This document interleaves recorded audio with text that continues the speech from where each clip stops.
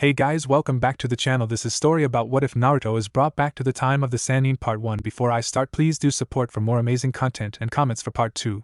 Do consider to subscribe my channel and share my video to your friends and check out the description as well. Let's start the video. Naruto was a 17-year-old boy forever burdened because of the QB sealed inside of him by the death god himself. He woke up in his mindscape of where am I? He asked no one in particular. When he saw he was in his mindscape, his first thought was, am I dead? He then started thinking back on the events that led up until now. Flashback: The Valley of the End. The Valley of the End, a place where legendary battles have taken place, battles that were so destructive that they reshaped the land, such as Senju Hashirama vs Uchiha Madara, or more recently Uzumaki Naruto vs Uchiha Sasuke. In the moonlight you could see two silhouettes standing on two different statues. The two figures could be identified as Naruto and Sasuke. Both were once as close as brothers, whether they showed it or not, but now they were to the point of being a replay of Hashirama and Madara. Naruto was standing on the head of the Senju Hashirama statue while Sasuke was standing on the head of the Uchiha Madara, his Sharingan spinning wildly into the Ion no Mangekyo Sharingan. Spelling? Sasuke, why are you doing this? Tell me, Naruto asked while staring into the six-pointed star. I thought it was obvious. I am helping Madara release the Jubi so that he can bring peace to the world, a world where Itachi is still alive, but I guess I also thought you would have been smart enough to not stare into my eyes. Looks like I was wrong about that too, Dobe, said Sasuke with a cold smirk. Tsukuyami, he thought as the sky turned cloudy and the moon became red. Naruto, realizing that he had been trapped in the genjutsu, and screamed, but a peace where everyone is nothing but a slave isn't true peace, as he released a ridiculous amount of chakra releasing the jutsu. Shut up, Dobe, what the hell would you know about true peace, said an enraged Sasuke as he charged a Raikiri. I know because I have been through suffering and I understand other people's pain, shouted a teary-eyed Naruto as he charged a Rasengan. Naruto! Bellowed Sasuke as he jumped. Sasuke! Screamed Naruto as he jumped to meet him. When they clashed, they literally tore the land to pieces, but then something weird happened to Naruto. His eyes started burning, and he felt his chakra slowly drain in minuscule amounts going towards his eyes, but he kept going and his shoved itself into Sasuke's chest just above his heart, in his subclavian, killing him instantly. That was when he blacked out. However, he had never noticed the genjutsu cast over him by the QB. Well, Gaki, looks like you will do great things. I just hope, therefore. The better, QB thought as he trailed off and went to sleep. Flashback end. He couldn't stop his tears from falling at the thought of the memory, but that was when he remembered where he was as just moments ago, when Madara released the Jubi. From the Jubi being sealed into him to when they had fought, to his little talk with Kami. Flashback: Jubi released. What will you do now, Uzumaki Naruto? My plan is finally complete. All that I need to do is absorb the Jubi, and Project Tsuki no Mi shall begin a new era of peace that will never leave. Ha ha ha ha, cackled Madara. I need to find a way to stop this fast. Wait a minute, is the JJ Jubi being absorbed into me? Thought a shocked Naruto as silver chakra surrounded his body. What the hell is happening? What are you doing, Uzumaki? Shouted a horrified and furious Madara. Then his eyes started to burn again, and as the Jubi was fully sealed, he felt the genjutsu release. Madara saw his eyes and then froze up in terror. The eyes staring back were not sapphire blue but metallic purple with 4 rings and 9 tomo, he has the Rinnegan B, but that's not possible, and why are there tomo in the rings? Forget 9 of them, he screamed in his head. He was so focused on the Rinnegan that he never noticed Naruto started to make hand seals. Mokuton, Mokurian no Jutsu, would release, would dragon technique, whispered Naruto. Madara was violently brought out of his thoughts when he saw Wood Dragon was racing towards him. Kamui, he said desperately, the jutsu activated just seconds before impact. He has the Mokuton too. What's next? Those tomo have given him the Sharingan's power. Why do I get the feeling that I shouldn't have thought of that, thought Madara. Naruto, who had yet to realize what he was doing, held up his hand and whispered Susanoo. Madara was once again blown out of his thoughts as a purple, almost gray-like figure emerged from Naruto, and only for the fact that Madara still had his Kamui activated he would have been killed on the spot. I knew I shouldn't have thought about the Sharingan, thought a rather annoyed Madara, because that his enemy was gaining more and even more power by the second, and he knew that if he didn't kill the blonde idiot soon he would be overwhelmed and he wouldn't be able to extract the Jubi to complete Project Tsuki no Mi. Madara then summoned his own Susanoo when he noticed that Naruto's Susanoo had not 2 or even 3 but 4 arms.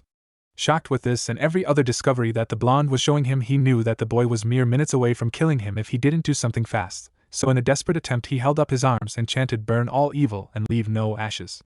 Arise to my command the flames of Amaterasu, he said in the hopes of killing the boy through his Susanoo. However, to his surprise the boy simply shouted Shinra Tensai, almighty push, and the supposed unextinguishable flames were turned to nothing more than cinders. What he didn't know was that the boy himself was unconscious while he was fighting someone else. Naruto's mindscape.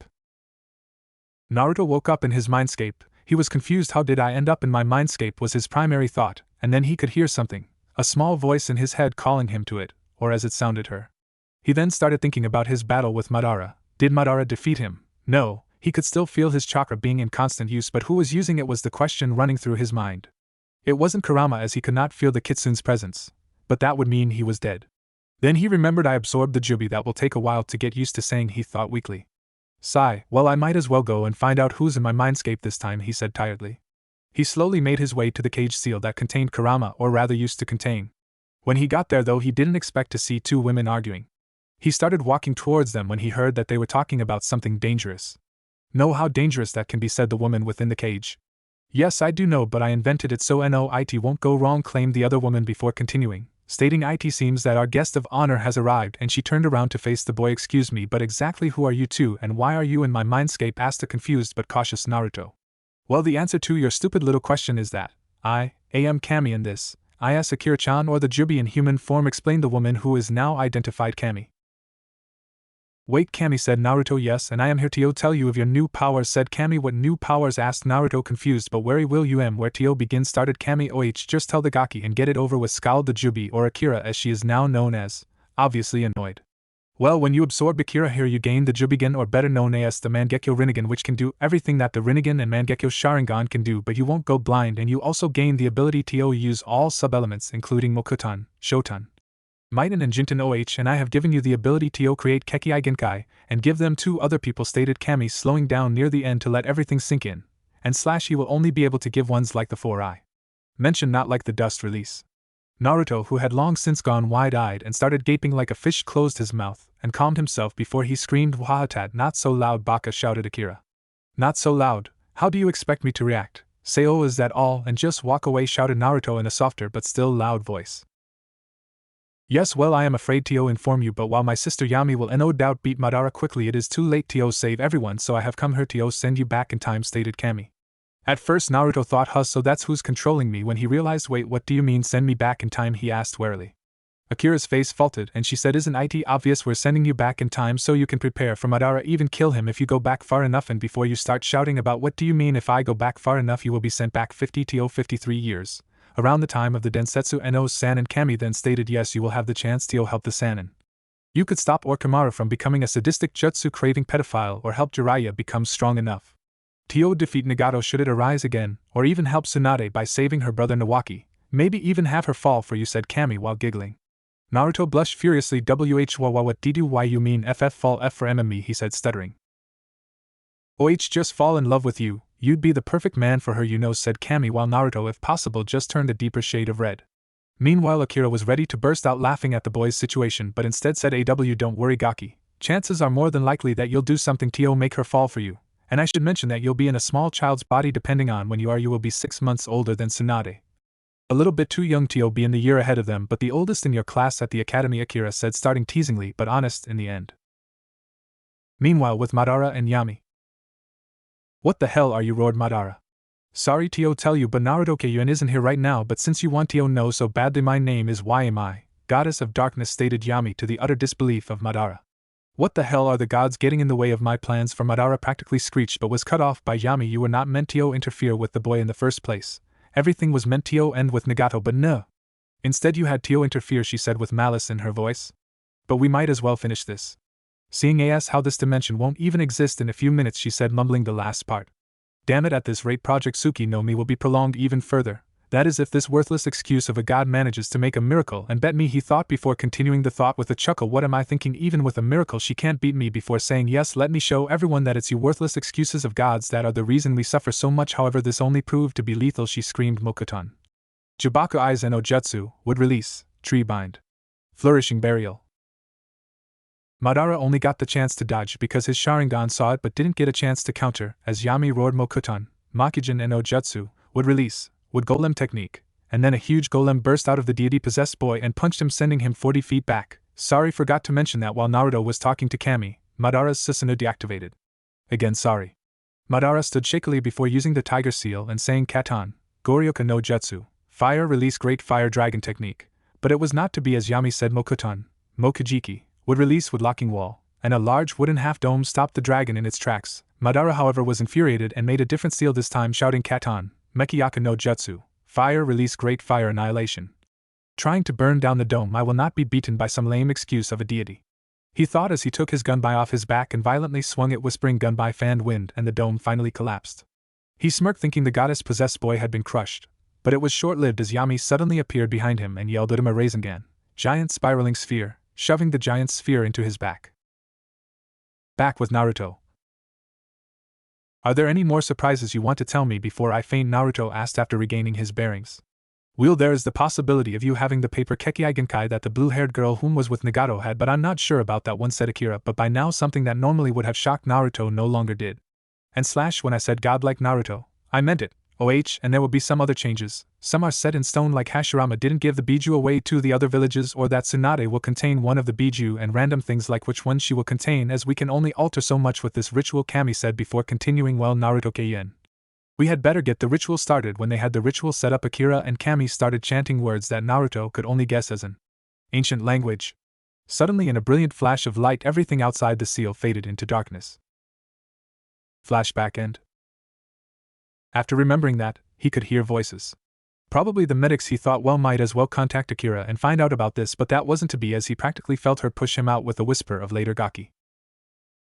He's waking up, said an astounded medic. Shinobi, what? But that's impossible, he should be in a coma from the state we found him in, proclaimed another medic before she went outside. ANBU, get Hokage-sama, tell him the boy has miraculously awoken, she told one of the ANBU guarding the door. Naruto started regaining his bearings as his vision was still blurry, but he was able to see that someone was in front of him talking to him. He had finally regained his vision, and hearing to see a woman with blonde hair that kind of looked like his saying, "Are you alright, child?" He was about to say that he wasn't a child, when he remembered that he had been sent to the past and physically was probably only 4 or 5 years old. He pretended that he didn't hear her, and said, "Excuse me, but could you repeat that?" His voice, although he knew he was young, sounded higher than he thought it would be, but it also held innocence. So the woman repeated, "I said, are you alright, child?" "Yeah, but where am I?" replied asked Naruto. Seeing that he was able to see and hear her properly, she smiled and replied, "You're in Konohagakure's hospital, the emergency room to be exact, as you should be in a coma." "My name is Tsukiko, Nakamura Tsukiko." "What's yours?" she asked, but Naruto just said, "I would rather wait until Hokage-sama gets here." With Hashirama. Hashirama was at his desk doing paperwork, the one thing he could never beat. Although both he and his brother are in power as Hokages of Konoha, he was the one who had to sign the paperwork, much to his displeasure. Thankfully, one of his ANBU came in to distract him from the ever-present Bane. He looked at the ANBU and simply said, "Report," to which the ANBU replied, "Hokage-sama, the boy who was supposed to be in a coma has miraculously woken up." The utter disbelief on Hashirama's face told that he was thinking, how can this boy, who when we found him was bruised, battered and in a comatose state, suddenly just wake up?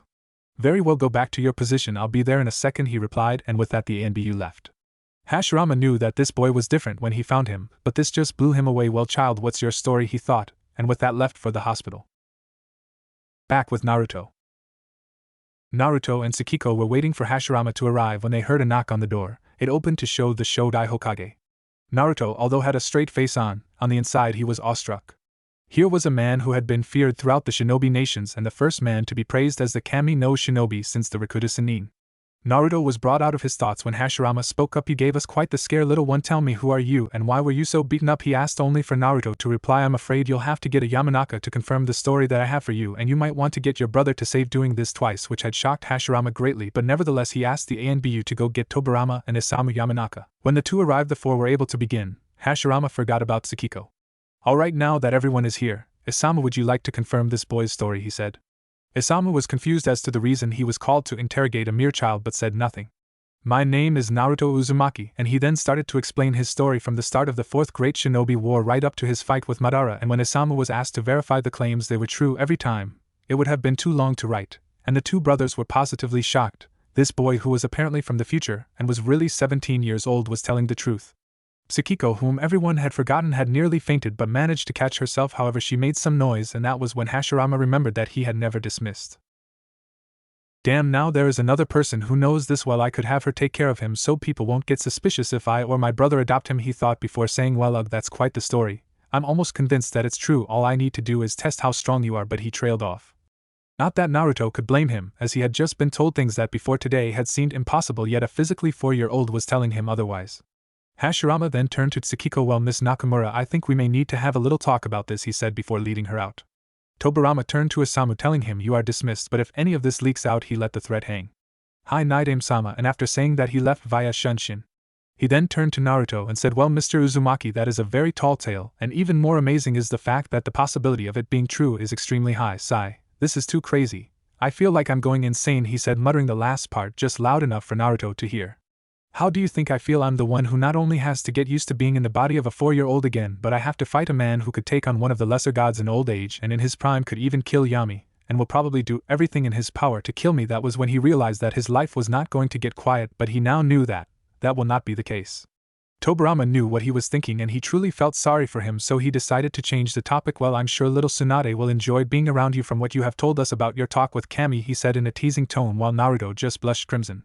"Yes, well, if you don't mind, I'll be in my mindscape," he said, meditating before becoming unconscious. Tobirama then exited the room and went back to his clan's compound. With Hashirama. Hashirama led Tsukiko into his office, still thinking about this whole ordeal. "Well, Ms. Nakamura, I'm sure that you are still in shock, but we need to get down to business," Hashirama said while Tsukiko could only nod dumbly.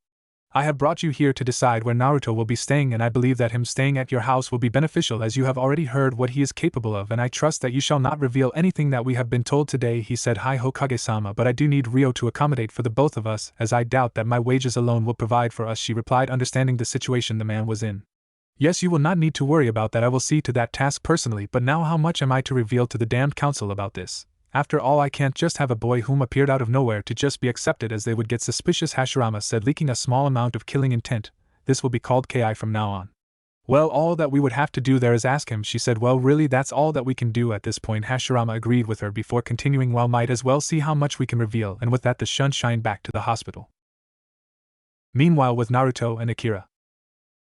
Naruto had been thinking about what he would feel towards Tsunade in this timeline when Akira, whom was no longer caged, found him. "Alright, Gaki, I know what you're thinking, but right now the task of importance is how much you reveal to everyone else in the village," Akira said, "but before she could, what I have to tell more people," Naruto complained. "Well, maybe if you had let me explain, you might already know," she chided before fully explaining. "Now first of all, I know Hashirama will tell the council, and the council will spread the news quickly.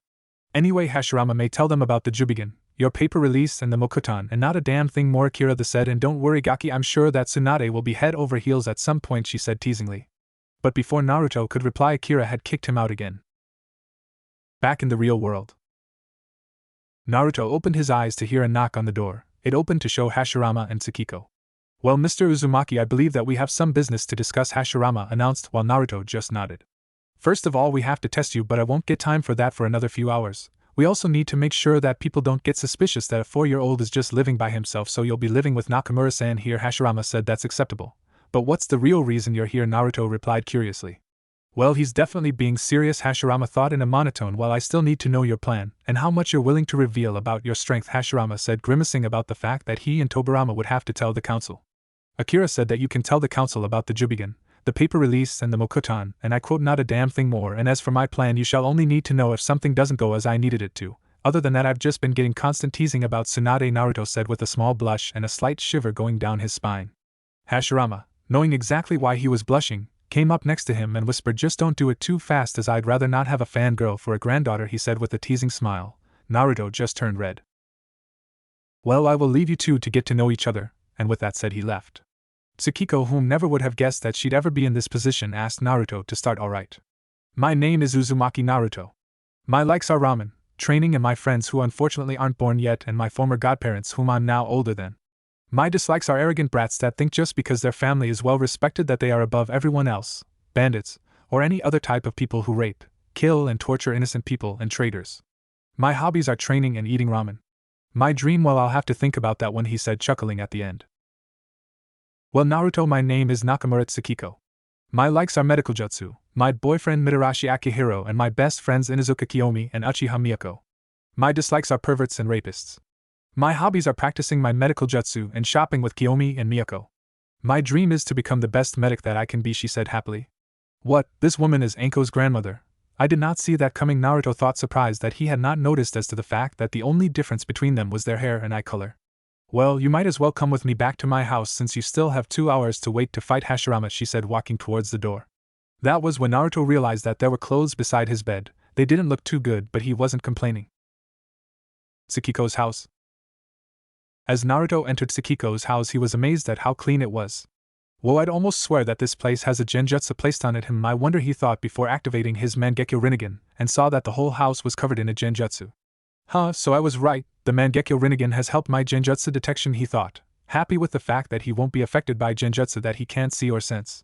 Tsukiko then lead him to his new room. While Naruto, this will be where you sleep until you're 18. It's not much, but I suppose it'll have to do until I can renovate the place, she told him. The room looked like a guest room with an average double bed with plain white sheets, midnight blue paint in the walls, and a few pieces of furniture for storing clothes. Well, would like me to show you around the house, she asked, but Naruto just answered, no thank you, I'm sure I'll find my way around.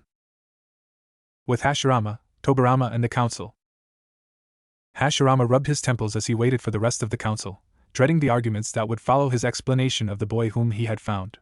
His brother was just as annoyed but didn't show it openly. When the last few people had finally arrived, one woman asked Shodai-sama, Naidame-sama, why have we been called to this council meeting? The woman in question had pink hair with a red kimono. This woman's name was Harino Saki. I really wanted to make Sakura get her attire from her family. Both brothers inwardly grimaced that they were the ones who had to tell the woman about Naruto. Might as well get it over with, the two thought. The reason that we have called you here is about the boy that we found not a mile from the village gates, he stated, getting the attention of everyone in the room. The boy awoke not an hour ago, and we had Isamu here mind walk him, and the results were truly awesome. The boy has Kekii Genkai that have never existed before, and one that I thought was only a mutation, Hashirama said while the council were on the edge of their seats. It appears that the boy has a Kekii Genkai that controls paper, and from what Isamu has told me, it has outstanding potential. Amazingly, he has attained the Mokotan and will be able to use it more efficiently than I ever have or will be. At this point the council were ready start shouting, but if the boy had Kekii Genkai as powerful as what they have been told, then no doubt the last one will be even better. Meanwhile, Harino Saki had to bite her tongue as to not shout out when they were told. Hashirama then continued saying, however, the boy's last Kekii Genkai almost had me faint, as it seems to be a cross between the Sharingan and the Rinnegan, the fabled eyes of the Rakuta Sanin. 3, 2, 1 He thought before there was an outburst with people shouting for the boy to be put under the CRA, but the loudest person was Saki, who was almost screeching, Hokage-sama, I demand that this boy be put under the CRA with my daughter. The two brothers released their Ki, making everyone freeze in fear before Tobirama said, you have no right to demand anything in your position, knowing that the boy wasn't going into a loveless marriage, from what Isamu had told him. But this did not stop some people, as a few people were still saying things like, but Hokage-sama, these bloodlines would prove to be an intimidation factor against other villages, or but Hokage-sama, this boy could produce a potent generation of shinobi. But this just made the two release more killing intent, making the last few people sit down. Now that everyone is seated and quiet, the reason is that the boy will have a choice. If he wants to do the CRA, so be it, but he should only marry girls that he loves. This council has gained too much power, and while I have ignored it, I am telling you now that the civilian side should not even be here, as Kekii Genkai are shinobi business, and as of now the civilian council shall not attend meetings for shinobi only, and before you start screaming like 2-year-olds again, you are to leave. Anyone who decides otherwise will be executed on the spot, said Hashirama with malice in his voice. The civilian council, knowing better than to stay left in a hurry. Hashirama then continued to explain to the clan heads about the boy before leaving to go back to his office, dreading the amount of paperwork waiting for him. Back in Hashirama's office, Naruto was walking towards Hashirama's office when he saw someone. Waiting outside the Shodai's office was a small girl around his physical age. She had dirty blonde hair and was dressed in a small green dress. Naruto then thought that must be Tsunade while she was a small child, even for a 3-year-old, and he went and sat down to wait for Hashirama. Tsunade, who was wondering who the boy was as she had never seen him before, just stared/glared at him suspiciously, and was about to ask him who he was when she saw her grandfather approaching them. Tsunade then got up and ran towards him saying Gigi excitedly. Hello Tsunade, how's my granddaughter today? Hashirama said with a fake smile as he was too tired to be genuinely happy. I'm fine Gigi, but she said before looking over to Naruto and whispering, who is that boy? I've never seen him before. Hashirama then noticed that Naruto was sitting there staring at them slightly before he replied, well Tsunade, that boy there is Naruto, and I shall be training him, and the reason that you've never seen him before is that he is new in the village. Tsunade just pouted, thinking, well then I'll have to make sure he knows my name and gives me the respect that I deserve. Hashirama then put Tsunade down, and knowing what she was thinking gave Naruto a bit of time to knock some sense into her, saying I'll be with you too in a minute, I just need to take care of some private business. Tsunade then walked over to him. Hi, my name is Senju Tsunade, and I'm the granddaughter of the Shodai Hokage and grandniece of the Naidame.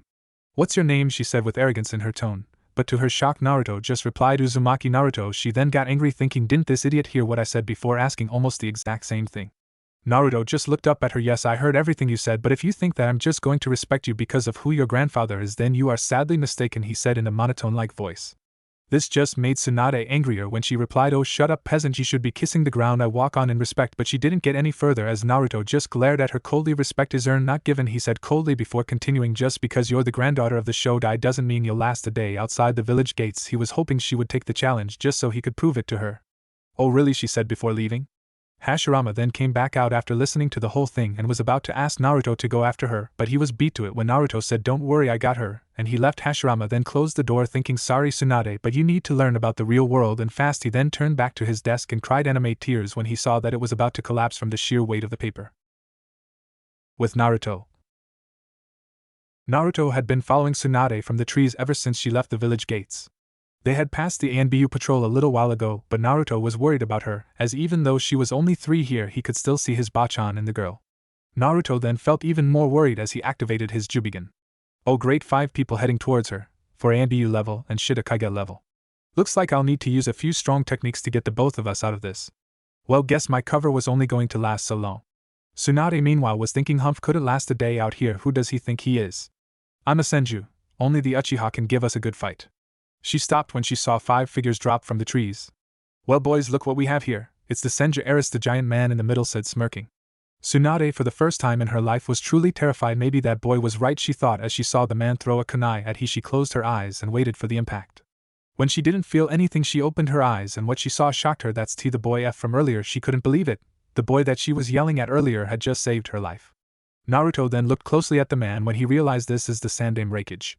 "Told you that you wouldn't survive a day out here," Naruto said, turning to her slightly. The man who had recently been elected Reikage not long ago was shocked that Naruto had stopped his kunai. He then turned to his teammates. "Storm, deal with this pest." "High Reikage Sama," the 4 replied, and then went through a series of hand seals. "Raiton, Rarya no Jutsu, Lightning Release, Lightning Dragon Technique," the 4 shouted. Naruto said Furton, Detapa, and the 4 attacks were sent right back. The Reikage was in shock. 4 of my strongest Storm killed by a 4-year-old. This kid is no joke, he thought. "You know what, kid, I'm going to enjoy killing you just for that," he said in an infuriated voice. "Raiton no Yoroi," he said, and his body was covered in blue lightning, while Naruto just launched 4 kunai around the man. "Ha, sorry boy, but your aim is horrendous," the Reikage mocked. Naruto smirked and said, "Wasn't aiming for you. Go for Kekai," and the Reikage saw the seals on it but was just able to get out. "Damn, the kid knows Fuinjutsu too. I'll have to kill him fast," he thought as he readied his black lightning to strike the boy down. Naruto just held his arm up. "Bansho Tenin," he said, and suddenly the Reikage felt himself being pulled towards the boy before Shinra Tensai, and he was launched through trees and boulders. As he stood up he thought, "Forget killing him, I can't even hit him. I'll need his name so I can put this kid in the bingo book before I flee. I can't have more of my shinobi being killed by this brat." "What's your name, boy?" he asked, hopeful of getting the boy's full name. "Naruto, Uzumaki Naruto," he said, guessing that the Reikage was going to put him in the bingo book, either that or add him to his to-kill list. The Reikage's eyes widened before he fled in a flash of lightning. Naruto turned back to Tsunade but was met by a bone-crushing hug with her head in his collarbone. When she asked him why he saved her, "I knew you would try something like this, and I just didn't have the heart to let you come back crying," he replied softly with a warm smile. Tsunade, realizing how tired she was, fell asleep. Naruto, feeling that the girl earned it, put 2 of his fingers to her forehead and channeled his Mokuton chakra into her, giving her the ability to unlock the Mokuton. Well, better get back to the village, and with that thought he left. When Naruto got back to the village gates, both he and Tsunade were rushed to the hospital. Not that they really needed treatment, since both were Jinchuriki. "Oh yeah, I must find out what biju she contains," he thought curiously. He was so lost in thought about it that he didn't notice Hashirama walk in. Hashirama meanwhile was lost in his own thoughts. Finding someone to train these 2 won't be easy. Besides me, Tobarama or Sarakun, there aren't many who could give them the rigorous training they'll need. Well, that Tsunade will need anyway. Well, I'd better get the report from Naruto. When he did get the report, however, he was shocked that his granddaughter was almost captured by the new Reikage, and even more so that Naruto had beaten him so easily, something he wouldn't be able to do at his current age. Tsunade then began to stir awake and tiredly looked around. Seeing her grandfather and Naruto staring at her made her remember the night before. "Naruto saved me. Even when I was trying to force him to respect me, he put it behind him and smiled while saving me. Could he be? No, Bachan says I'm too young for that. But he is kind of cute," she thought with a blush. "I'm no good with child talk, so I just made her a bit more mature for her age." Hashirama saw this but ignored it and put a stern look on his face. "Tsunadeheim, do you mind telling me exactly why you left the village?" Hashirama said sternly. Tsunade looked down. "I wanted to show Naruto that I could survive on my own outside the village gates, and I wandered too far," she replied, ashamed of herself. Well, at least she's telling the truth, he thought while rubbing his temples. Tsunade, do you know how much danger you were in even just stepping out of the village gates? Well, do you? Hashirama asked her while scowling. Tsunade just looked down again thinking she was going to be punished, but to her surprise Hashirama said nothing, so she looked back up and saw both Naruto and her grandfather were grinning slightly, and was about to ask them what they were grinning at, but Naruto cut her off. Tsunade, Hashirama was listening to our conversation and already knew why you left, Naruto said before Hashirama continued. I just wanted to see if you would lie or try to get Naruto in trouble for it. While I didn't expect the Sandame Raikage to show up, there was a squad of ANBU ready to be dispatched after a certain amount of time passed to search for you too. Tsunade was in awe that the man Naruto had beaten so easily was a man who had killed countless shinobi and was the leader of Kumo, the Uzumaki clan's biggest threat next to IWA. Hashirama, seeing that his granddaughter was at a loss for words, decided to continue telling her, but after an event like that I'm going to have to train the both of you. It took Tsunade a moment to process this when she realized that after her constant nagging to her grandfather to train her, she had finally gotten her wish. And it only took nearly getting myself killed for him to train me, she thought, chuckling. And I'll get to spend more time with Naruto to get to know him, she thought, but was able to hide her blush this time. Thanks, Gigi, she replied with her voice filled with excitement. Hashirama just smiled at her and said, which means real training, rigorous, and not academy training. While Tsunade thought nothing of it, Naruto knew that the man wasn't kidding and wasn't looking forward to the man's torture. Hashirama then turned to leave before he turned to the two children. Come to my office at around 8 a.m. to start training in Naruto. Don't be late, he said before walking out. That evening, Naruto was walking back to Tsukiko's house after he was allowed to leave the hospital, but he felt like something was off. He started looking around trying to find something suspicious, and when he saw nothing he used his chakra to sense for anyone following him. What he felt though wasn't what he expected. There was a small chakra signature on the wall in front of him. He guessed that either someone was able to hide their chakra really well or they were just around his age, physically. When he got close enough he threw a kunai as slow as he could as not to hurt whoever was hiding, and the person that came out was the last person he expected. The boy had white hair that was almost as wild and unruly as his, and you could see the ninja wire his hands just because of the quantity. Well, this must be Jiraiya, and by the amount of wire in his hands he must have been trying to prank me. Jiraiya, who had a trap set up so he could prank the new kid, was surprised that he had been caught.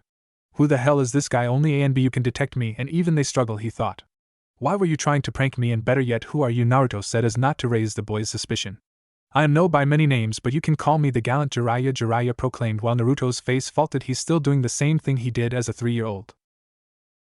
Now I'd like to know how you were able to find me when even some ANBU have a hard time finding me, Jiraiya said curiously. Then those ANBU weren't censoring, because if they were they would find you easily, Naruto replied as if it was the most obvious thing in the world. Well then how do I avoid them? Jiraiya asked curiously. Go to the library and look for a book on chakra and look for the chapter for how to mask it, Naruto said, slightly annoyed that his godfather, or rather former godfather, asked so many stupid questions. Now if you don't mind, I need to get home, he said. Is the house really his? Tsukiko's house. Naruto entered Tsukiko's house only to hear someone moaning. He walked upstairs and saw that the door to Tsukiko's room was wide open and saw Tsukiko with a man with purple hair on top of her and kissing her passionately. Probably her boyfriend, he thought. When Tsukiko turned her head and saw Naruto, she jumped surprised. Her boyfriend, Akihiro, wondering why she jumped, suddenly looked to his side and saw Naruto, and his first thought was, shit, that must be the kid she was talking about. How will we explain this? However, what Naruto said next confused him greatly. Well, Tsukiko, I hope I'm not interrupting anything important. This kid just caught us about to have sex, and he acts like it's normal for him. Tsukiko-chan, you have some explaining to do, he thought, still confused. Naruto didn't give her a chance to answer. I'll be in my bed if you need me, he said, leaving the couple alone. Akihiro looked at Tsukiko. Anything you want to tell me about what just happened, he asked. Well, you see, before Naruto came to Konoha, his now deceased parents trained him to be a shinobi, but they had developed a technique like the Uchiha's technique, Tsukuyami, and they managed to keep him there so long that mentally he's 17, she explained, shocking Akihiro even more. To think that a 4-year-old knows everything about what we were doing, yeah, that sounds weird just thinking it, he thought. The next day, Naruto had gotten up early so he could train with Hashirama, and though he wasn't looking forward to the man's torture, he was excited. When he got there, he saw Tobirama waiting outside the door. Hello, Naruto-san, he said ever stoically. Hello, Tobirama-san, is there something you need? Naruto replied. Actually, I came to show you and my brother this, he said, holding up a bingo book. Naruto looked at him and took it and saw that one of the page corners was folded over and looked at the page. What he saw shocked him. Name, Uzumaki Naruto. Age, 4 to 5 years. Rank, SS, flea on sight. Hair color, sun-kissed blonde. Affiliation, Konohagakure no Sato. Skills, Taijutsu, Unknown, Genjutsu, Unknown, Fuinjutsu, Jonin level, Info Limited, Ninjutsu, Kage level. Side note, he has a digitsu that lets him control gravity. Note, do not underestimate him just because he is 4'5". This kid faced the Sandame Raikage and had beaten him easily. Digitsu description: metallic purple with 4 rings and 3 tomo on the first 3 rings. Thought to be a cross between the Sharingan and the Rinnegan, the legendary eyes of the Rikudo Sanin. Bounty: Kumo, 13,750,000 Ryo dead, 15 million Ryo alive. Naruto looked back at Tobirama and asked him, "Am I really that popular?" Tobirama chuckled slightly. "Apparently so," he said. He then looked up to see Hashirama and Tsunade approaching them.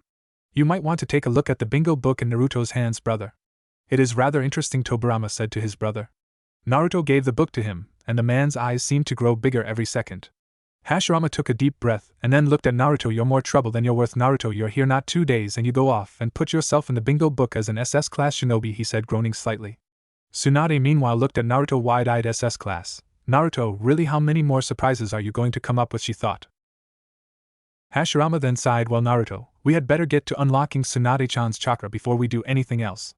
Follow me to Training Ground 7, he said. Tsunade ran ahead, but Naruto spoke to Hashirama. "You know that when she tries this she'll meet the Kyuubi. I could help her with him." Hashirama thought about this and said, "Yes, go ahead." Training Ground 7.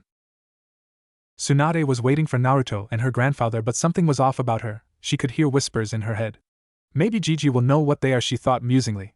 When she was brought out of her thoughts, Naruto and Hashirama were approaching her. "Alright, first things first, Tsunade-chan, we need to unlock your chakra," he said, and then showed her how to do it. When she had difficulty the first time, Hashirama took this as an excuse for Naruto to enter her mind, which she reluctantly let him do. Naruto then channeled Akira's chakra into her, and both became unconscious. Tsunade's Mindscape.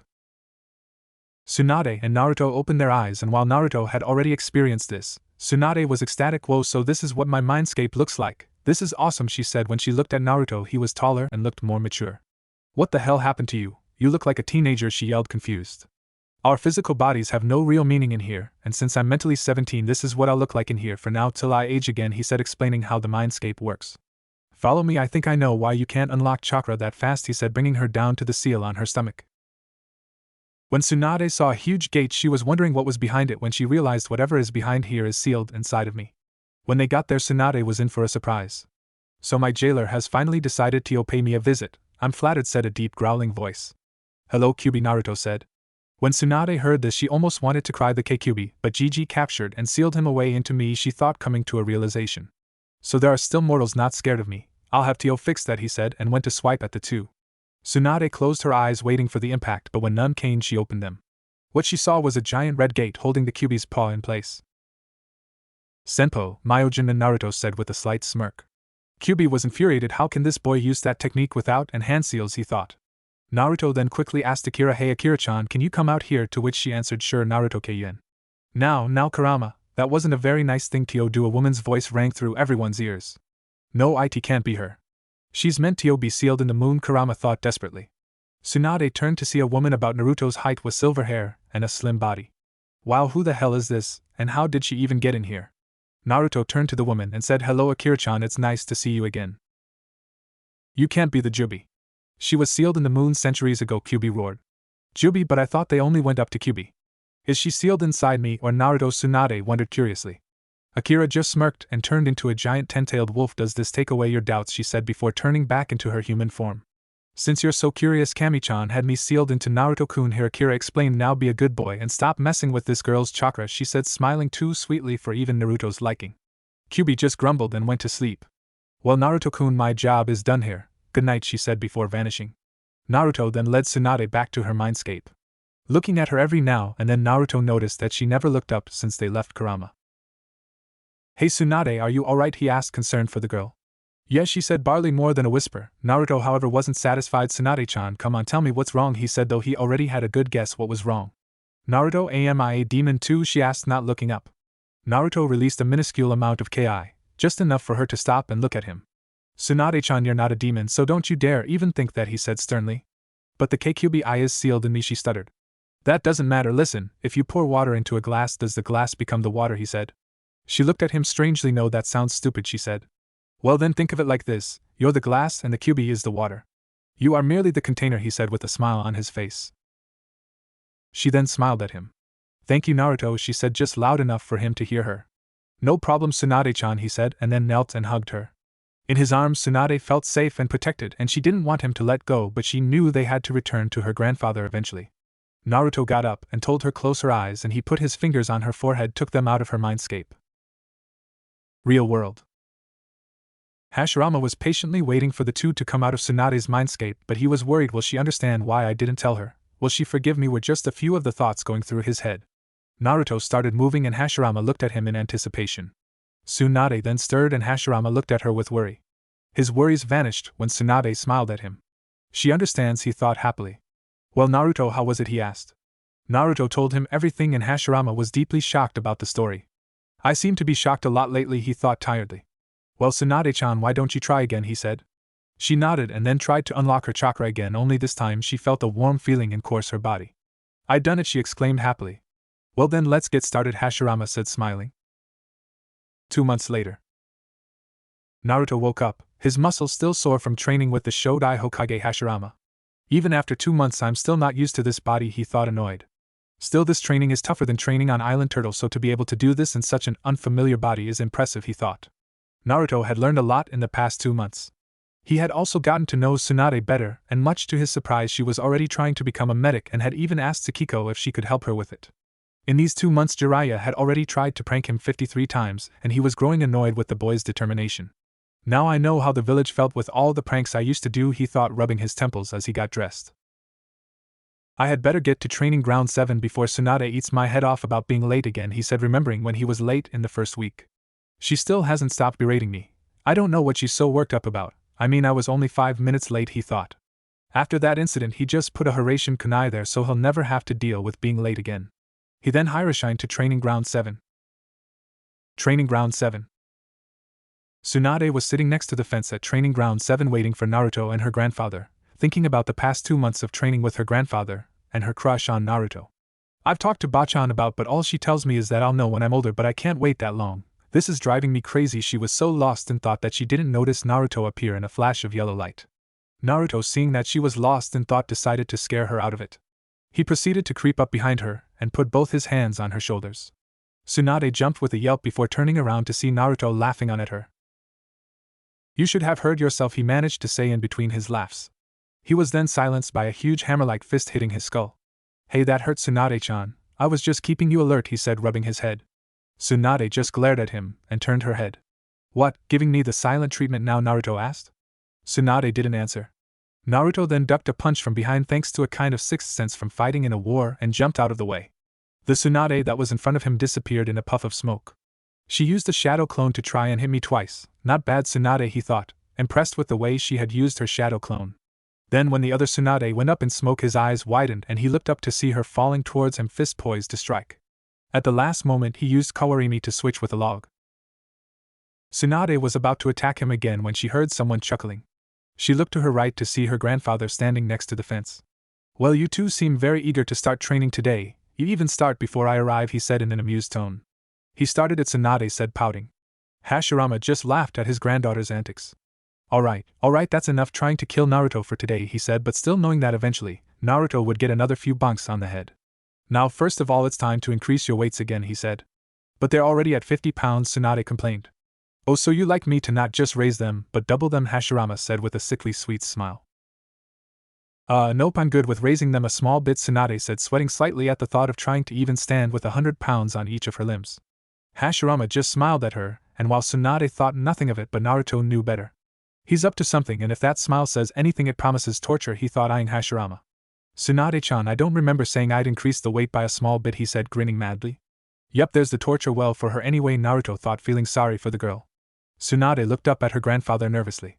What do you mean? She asked frightfully. Hashirama smiled again. Oh, nothing in particular, just that while you won't be wearing 100 pounds, you will be wearing 90 pounds, he said innocently. It took Tsunade a moment to process this, but when she did, she turned a sickly white. Wow, she's even paler than Orochimaru, Naruto thought, slightly amused. Now then, who want to go first? Hashirama said. Naruto stepped forward. Might as well get it over with, he said stoically. When Hashirama added the 40 pounds, he almost dropped at the sudden increase of weight, but regained his balance and adjusted to the pressure. Damn this body, I'm still not used to it, Naruto thought, annoyed. When Tsunade saw that he only nearly fell, she thought, maybe it's not as heavy as I thought. When Hashirama added 40 pounds to her weights, however, she fell to her knees almost instantly. Looks like I stand corrected. Damn, how the hell can Naruto stand up with this weight, she thought while lightly panting. Now that that's done, how about a little spar, Hashirama said. Tsunade looked at him like he was crazy while Naruto smirked weakly and nodded. Great.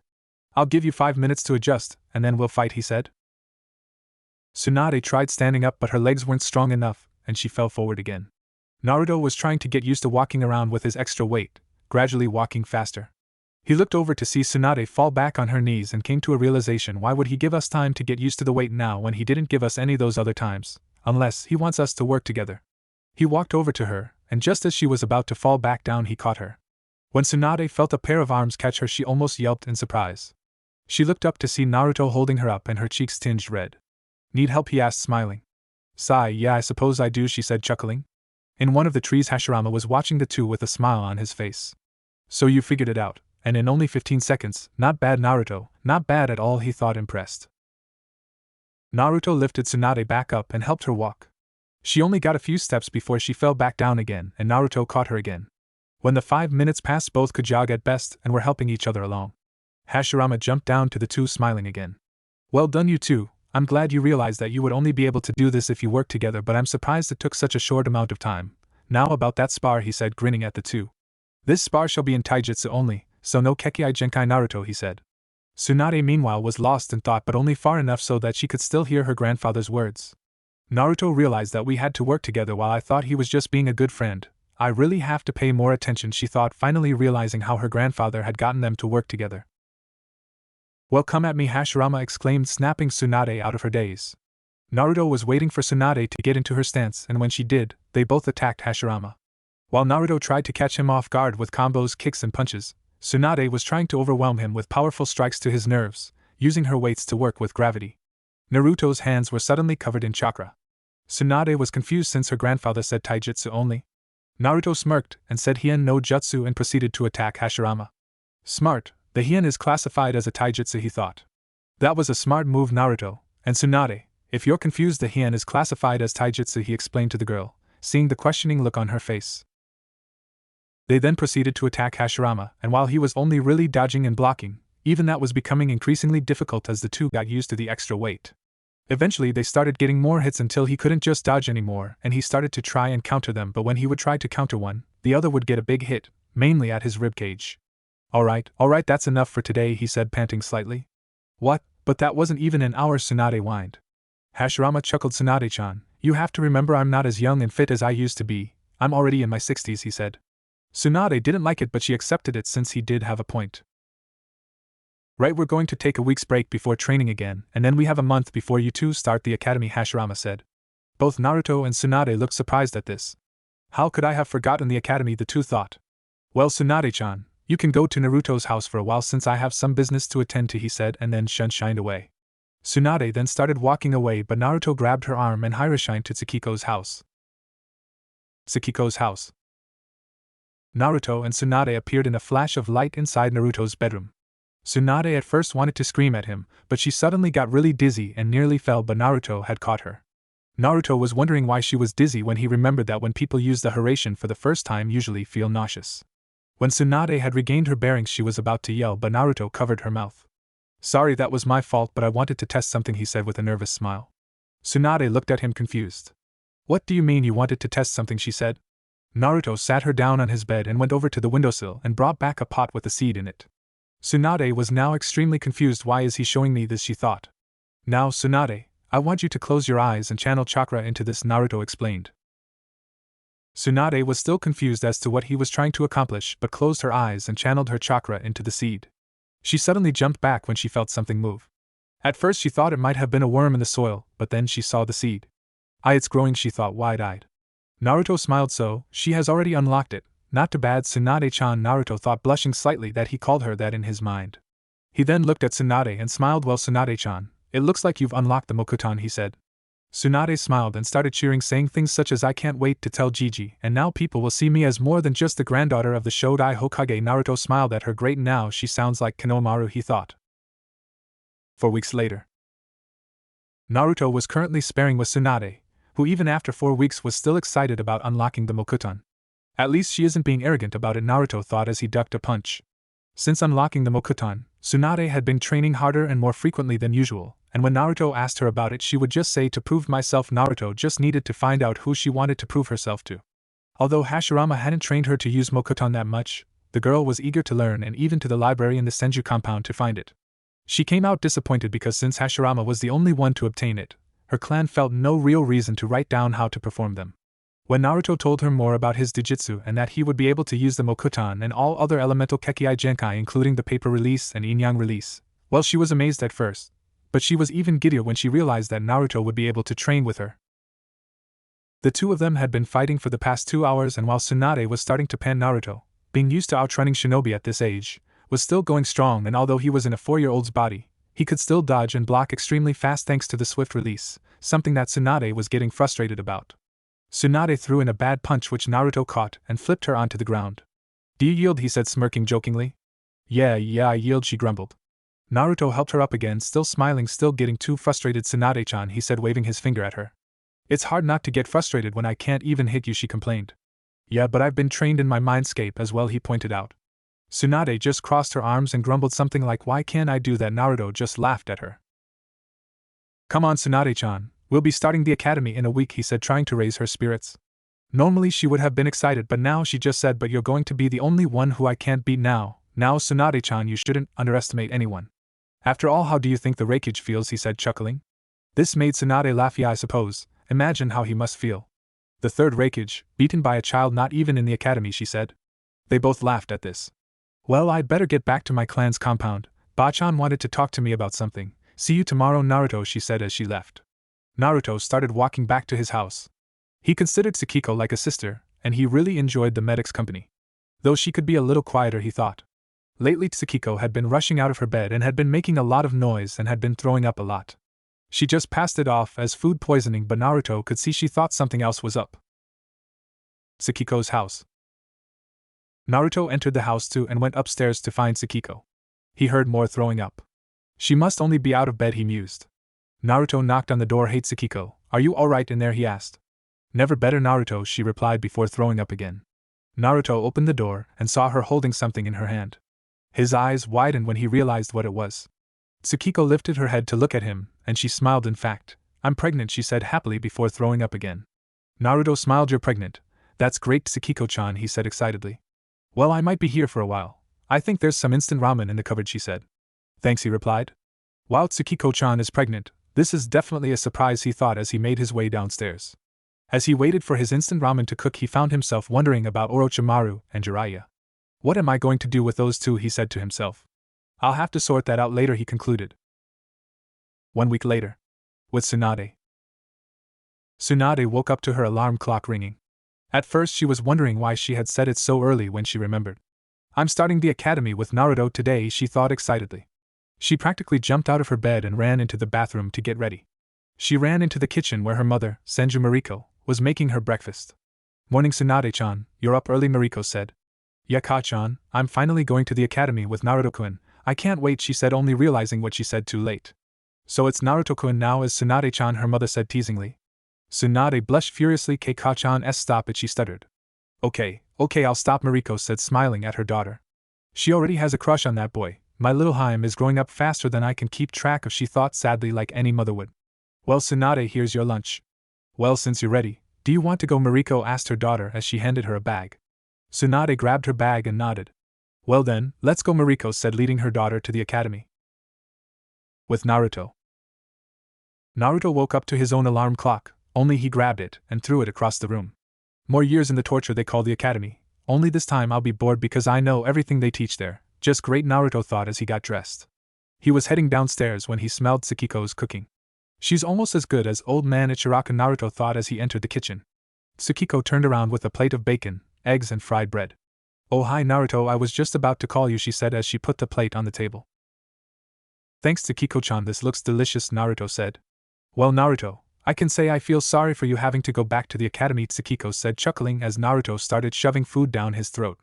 "Don't remind me, sigh, At least I remembered to pack lunch last night, Naruto said, remembering the times he would go to the academy without lunch and his stomach grumbled. Tsukiko laughed. Oh come on, it was hardly that bad, she said. Tell that to a guy who eats 20 bowls of ramen a day when he gets the chance, Naruto replied. Tsukiko just laughed again. Come on, you don't want to keep Tsunade waiting like at the training ground, she said. Naruto groaned. No one is gonna let me live that down, he complained as he got a plain black bag and put it over his shoulders and left with Tsukiko. The academy. Tsunade was waiting outside of the academy for Naruto. He better not be late, she thought, starting to think of ways to torture him if he was late. Hey Tsunade-chan, she heard a voice call. Oh well, maybe next time, she thought, chuckling as she saw Naruto and Tsukiko walking towards her. Is this early enough for you, Naruto asked Tsunade mockingly. Sigh, I suppose, she answered. Naruto and Tsukiko just chuckled. Well then you too, Hokage-sama will be collecting you for training, so see you at 6, Naruto, Tsukiko said, leaving. See you at Tsukiko-chan, Naruto said with a fake smile, while he frowned on the inside. Naruto was about to turn around, but Tsunade grabbed his arm and brought him to the courtyard behind the school where all the other kids were. Tsunade was looking around like any other child would, gleefully. She pulled Naruto again and brought him over to the swing set. You're very excited anyway, Naruto said, chuckling. Of course I am, we're starting the academy, she said happily while swinging. Naruto chuckled. She seems to forget that I'm only in the body of a 4-year-old, he thought. 10 minutes later they heard a bell ringing and proceeded to walk towards the academy doors. All returning students follow your teachers, the rest of you guys follow me, said one of the teachers. They were led to a classroom by the man, and Tsunade was as giddy as a child and meanwhile was focusing on the teacher. I've seen someone like him before in my time, but where, he thought curiously. He was suddenly, and literally, pulled out of his thoughts as they had reached the classroom and were told to take a seat, and Tsunade had grabbed his arm and dragged him to one in the front row. Why the front row, Naruto complained. Because I'm actually going to listen to the teacher, Tsunade said, taking an edge seat, putting Naruto in the middle. Welcome class, first of all this is the classroom that you are going to learn in for the next 5 years. The seats you are sitting in you will remain in for the rest of the current year, so you will get to sit with other people, the man said. Now my name is Yumino Daichi and I'll be your teacher for the next 5 years, the man now known as Daichi said. He's Iruka-sensei's grandfather. How many more surprises am in for, Naruto thought. Now, how about we get to know each other's names? We'll start with the oldest, so that would be you, Daichi said, pointing towards Naruto. My name is Uzumaki, Naruto, he said. I thought Uzumaki normally had red hair, Daichi asked, confused. My father wasn't an Uzumaki, but he had the stronger genes, Naruto explained. Daichi seemed to accept this and continued to the next student. Now what's your name, he said, looking at a very pale kid beside Naruto. Orochimaru, the boy said. Naruto stiffened when he heard the name. He just had to sit beside me, he thought. Daichi continued to get the names of the rest of the students. It seems we're missing someone, and just as he said that, someone came crashing through the window. It's the gallant Jiraiya, Jiraiya said, didn't want to make him too much like his older self. You're late, and for breaking the window, you can see me in detention, Jiraiya, Daichi said, causing the whole class, except Orochimaru, Naruto and Tsunade, to laugh. Ah come on sensei, Jiraiya complained. Just take a seat, Jiraiya, Daichi said, annoyed. Alright class, quieten down, he said. When they didn't quieten down, a vein bulged in his head. I said be quiet, he shouted. Everyone went quiet and stared at the teacher nervously, except Orochimaru, Naruto and Tsunade again. He then once again proceeded to get his students' names, and when Tsunade's turn came, and she called her name out, everyone broke into whispers. Now that I've got your names, let's head out to the training ground to rank you guys, he said. Academy Training Ground. Alright class, this is my assistant, Takahashi Katsumi, and she will be sparring with you so we can evaluate your skill, Daichi said, introducing the girl. First up, Akimichicho, he said, and continued through a long line of children till only Orochimaru, Jiraiya, Naruto and Tsunade were left. No, it didn't go in alphabetical order. Jiraiya was first up. Ready, Hajime, Daichi said, and Jiraiya sloppily charged Katsumi and started throwing wild punches and kicks. Katsumi quickly put him on the ground, kunai at his throat. Dobe, Orochimaru whispered just loud enough for Naruto to hear him. Jiraiya got up and started walking towards the stand, but he heard Naruto talk. You deceptive idiot, Naruto grumbled, smirking, and Jiraiya inwardly frowned. I can't even hide my true strength from him, he thought, annoyed. Orochimaru, Daichi said, and the boy got up, his face ever stoic. Ready, Hajime, Daichi said again, and Orochimaru fell into the standard academy stance and attacked. His punches were quick but not well timed, and just like the rest of the students, it didn't take long to put him on the ground. It just took a few seconds longer. He looked rather disappointed but accepted it, as from what he heard about her, the girl was a special jonin in taijutsu. Senju Tsunade, Daichi called out. Don't beat her too bad, I still have to have a go, Naruto whispered to her. Fine, Tsunade whispered, disappointed. Ready, Hajime Daichi said, and Tsunade dropped into her grandfather's senju stance that she had learned from him. She then attacked Katsumi with powerful punches that the woman couldn't dodge but when blocked would weaken her arms. The other students were shocked that even though the girl was a senju that she was overpowering a woman more than twice her height. Eventually Tsunade knocked the girl down and held an academy kunai to her throat. Everyone but Naruto was surprised, and Katsumi was staring at the girl shocked. And Hokage-sama said she was the weaker of the two. I'm not going to enjoy this, she thought as she got up. Daichi was having the same thoughts but regained focus as the two got up. Winner, Tsunade, he exclaimed, still shocked. Uzumaki Naruto, he said, and Naruto got up and Katsumi stared at him. I've seen that face before, she thought warily. Ready, Hajime Daichi said, and Naruto dropped into an unusual stance. Seeing everyone's confused faces, he smirked. Flashback. Naruto was training with Tsunade in taijutsu when his body dropped into an unfamiliar stance. What the hell is going on? Akira-chan, is that you? He thought. Yes, this is my fighting style as a human. I've implanted the katas in your head. Go on, give it a try, Akira said. Naruto started attacking Tsunade, and he beat her easily since she didn't understand the style. The style confuses opponents with fast but powerful strikes and can easily be molded into other styles once you understand it, Akira explained to him. When Tsunade asked him what it was and he told her, she was pouting at how unfair you were using a style I've never seen before. Naruto just chuckled. Flashback end. Katsumi looked at him. I've never seen that style before, she said. Naruto smirked again. That's because I made it, he said, and took the opportunity to attack her while she was in shock. Katsumi, however, was able to block his first strike because of the way she had stepped back in shock and quickly launched him forward again. This kid really is no joke. He could easily kill me with a style like that if he wanted to, she thought. She was brought out of her thoughts when Naruto said he had no jutsu and forced her to dodge the attack. Daichi was angry at the boy for using a jutsu and was about to berate him when Katsumi spoke up. Well, you're a smart kid anyway. The hien is classified as taijutsu and you used it to your advantage. I'm afraid I'm actually going to have to concede this battle, she said, much to Naruto's disappointment and everyone else's shock, except Tsunade, of course. Daichi once again was in a state of shock. This kid is something else. Amazing, he thought. Winner Naruto, he said. Once Daichi was over his shock, he told the class to go back inside, but Katsumi walked over to Naruto and asked, okay, I'm almost certain I've seen you before, so tell whom are you? Naruto gave her the bingo book that the page was marked on and gave it to her. At first she was confused and thought maybe it's his dad I'm thinking of. When she opened it, she dropped the book. Naruto smiled at her. You never really stood a chance, he said, picking the book up, and he walked inside. Katsumi followed him in, still in shock. He's only 5 and he's an SS rank in the bingo book, she kept repeating in her head. The rest of the day went on uneventful. Beside the fact that both Naruto and Tsunade had earned a fan club each. Why do I have to put up with these fanboys/girls? Tsunade and Naruto thought as they were currently being stared at by every one of their classmates as they left the academy. You two look like you had a fun day, Hashirama said, seeing all their classmates staring at them. Well, come on, we have to go to a new training ground today, as thanks to you two, training ground 7 is under repair, he said, causing both to blush. And with that they left. 9 months later. Naruto got out of bed early to go to the academy and meet Tsunade early. Apparently Daichi and Katsumi had wanted to meet both of them, as well as Jiraiya and Orochimaru. Naruto had guessed this was the day they would be told they would be taking the graduation test this year, but he couldn't be certain. In the past year, Naruto had formed a rivalry and friendship with Orochimaru and Jiraiya, and the teamwork they had displayed when they fought against him and Tsunade had surprised him. The teachers noticed the teamwork between the four and had asked Hashirama to team them up against 4 ANBU members. The results were that as a team they worked better than what Naruto had told Hashirama about the Sanin, and he had told the 4 that they were probably going to be a 4-man squad when they graduate. Jiraiya, while he still wasn't into working with books, had improved to low chunin level when Naruto had taught him how to properly hide himself and fight in taijutsu. Orochimaru had at first been jealous that someone had been better than him, but when he saw the bingo book he had asked to train with Naruto. Naruto could see how eager the boy was to learn new jutsu, and when he asked him what his dream was, he answered the same as his older self would have, only not as creepily. Naruto then asked him to what length would he go to achieve that dream. Orochimaru was speechless, and Naruto had gotten him to give up on it. After half a year of trying to convince him, I couldn't think of anything but this. He had just arrived at the academy when he was attacked by Tsunade. What the hell did I do this time, he asked her. Oops, sorry, I'm looking for Jiraiya and I thought you were him, she said sheepishly. Naruto's eye twitched. Does this hair look white to you, he said. Hey, he put a genjutsu on me, she retorted. Naruto was about to say something else when he heard a small snicker behind him in a bush.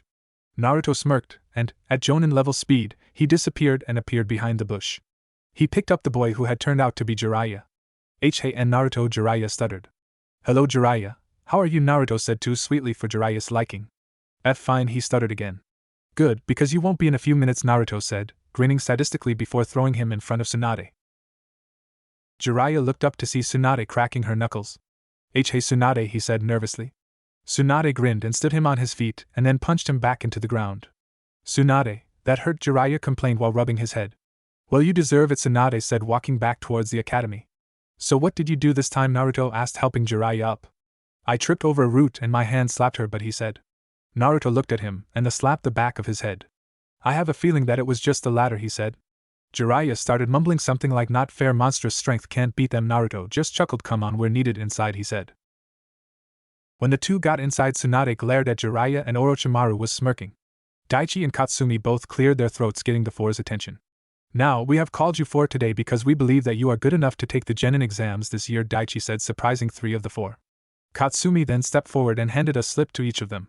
This slip is for taking the test early, you only have to sign it if you want to partake, she said. Then the two senseis left the four to start preparing for their classes. What do you guys think? Tsunade asked. We'll beat everyone, no problem, Jiraiya said carefree. You mean everyone will beat you, no problem, Naruto said. Tsunade and Orochimaru laughed at the comment, while Tsunade laughed, while Orochimaru chuckled to himself.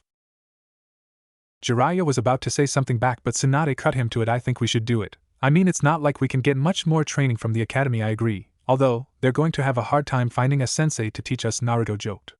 Well then, it's settled, Orochimaru said stoically, and the four signed their names. Genin exams day. Tsunade and Naruto were out on the training grounds sparring. Tsunade's taijutsu had vastly improved since she entered the academy. She still only got a hit or two when Naruto used his swift release to annoy her, but other than that she made up for it with her determination. She has nearly mastered her water affinity thanks to her granduncle teaching her how to use it, and her mother and grandfather had helped her along with her earth affinity. Her fire affinity was still weaker than she would have liked, but she could do most C-rank and even a few B-rank jutsu with it. She even improved the Mokuton.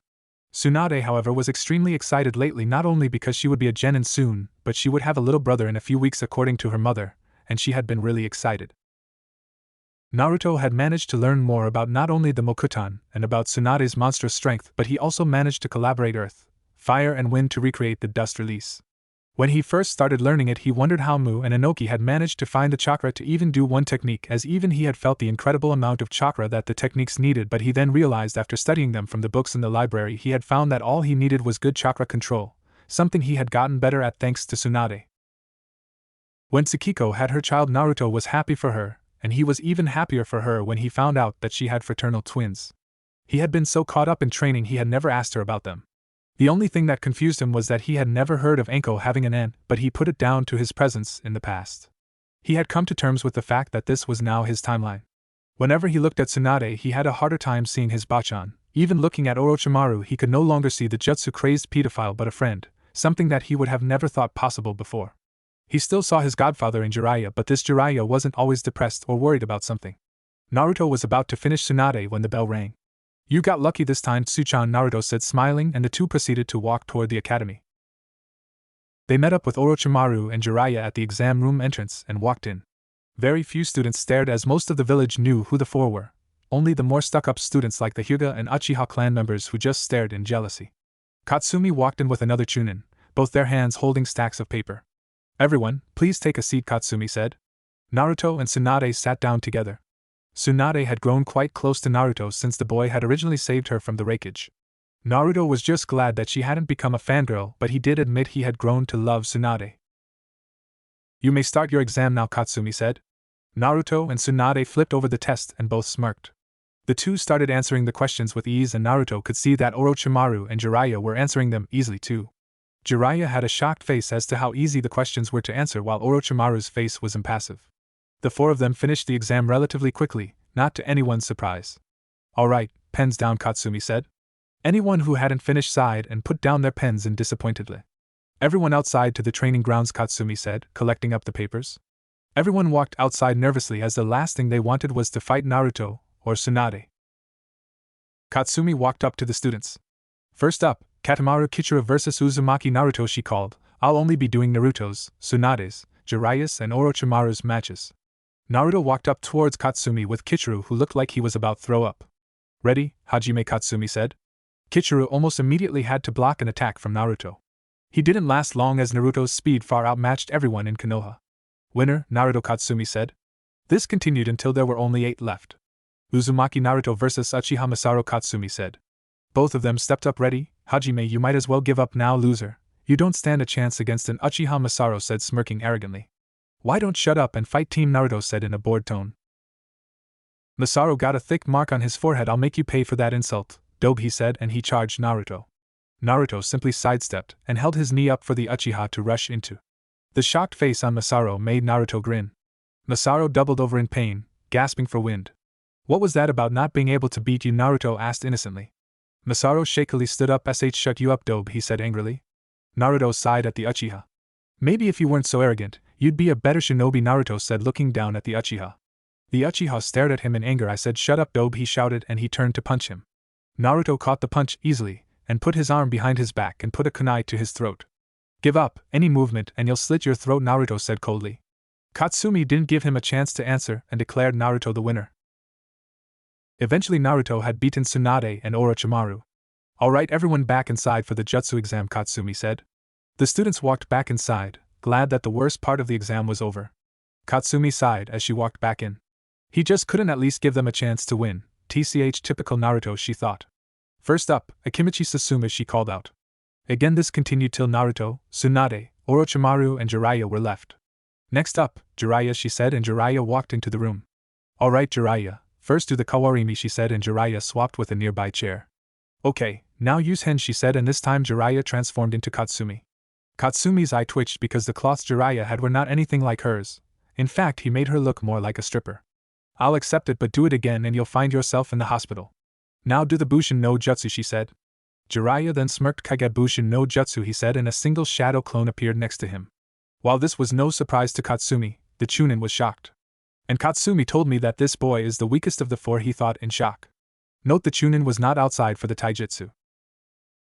Alright. Now is there any jutsu you'd like to do to earn extra credits, she asked him.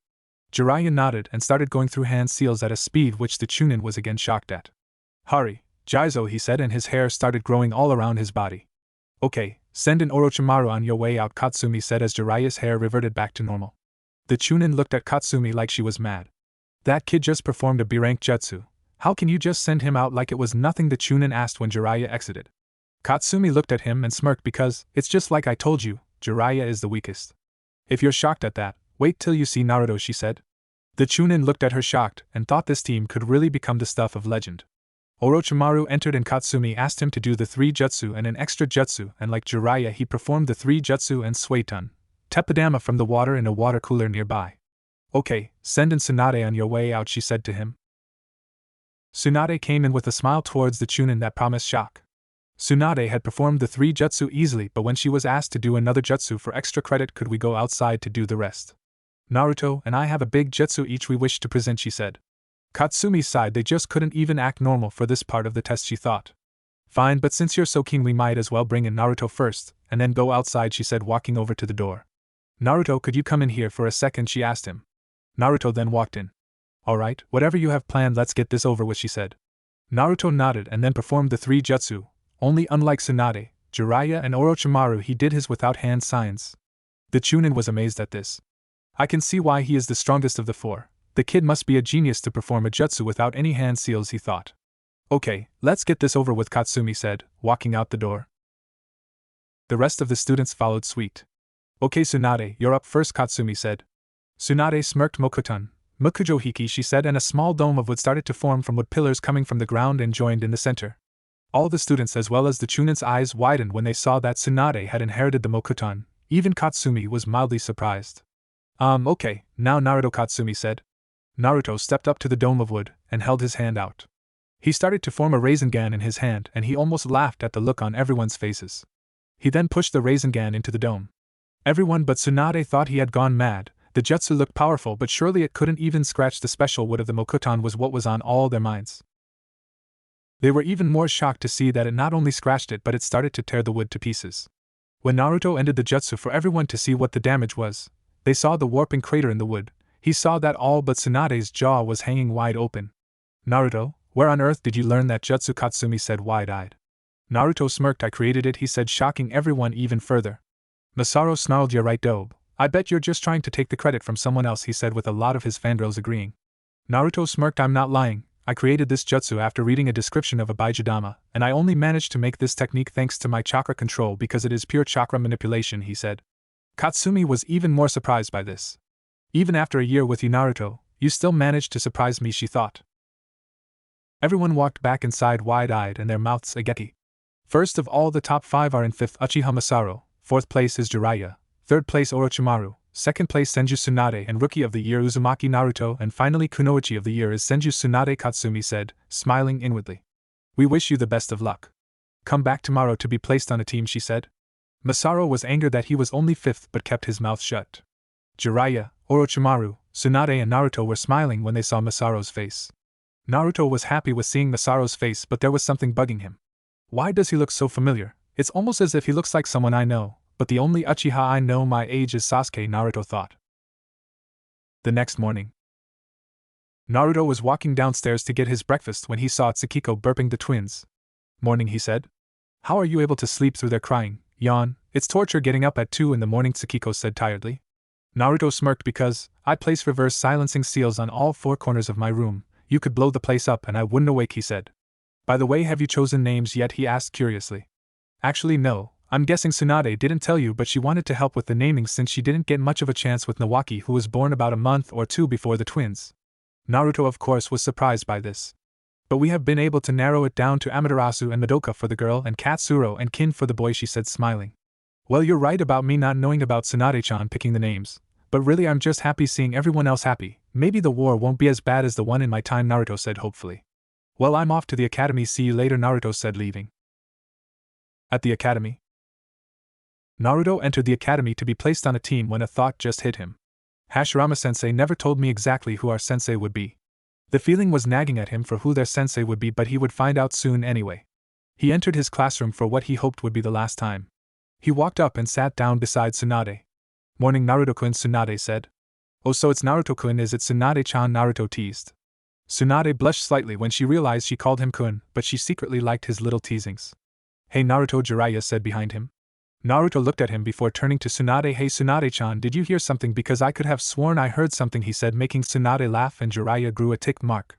Heh, that's the sound of a pervert, Naruto Orochimaru said, walking up to the 3. I'm not a pervert, I'm a super pervert, Jiraiya retorted. Katsumi walked in at that point with the still unnamed Chunin. Everyone please take your seats, Katsumi said. Team 1, she started, continuing through the unimportant. Team 7 is a special team, so I'll announce that last. Team 8 is Uchiha Masaru, Nara Hisashi and Tatsumaka Minori. Your sensei will be Yamanaka Hana.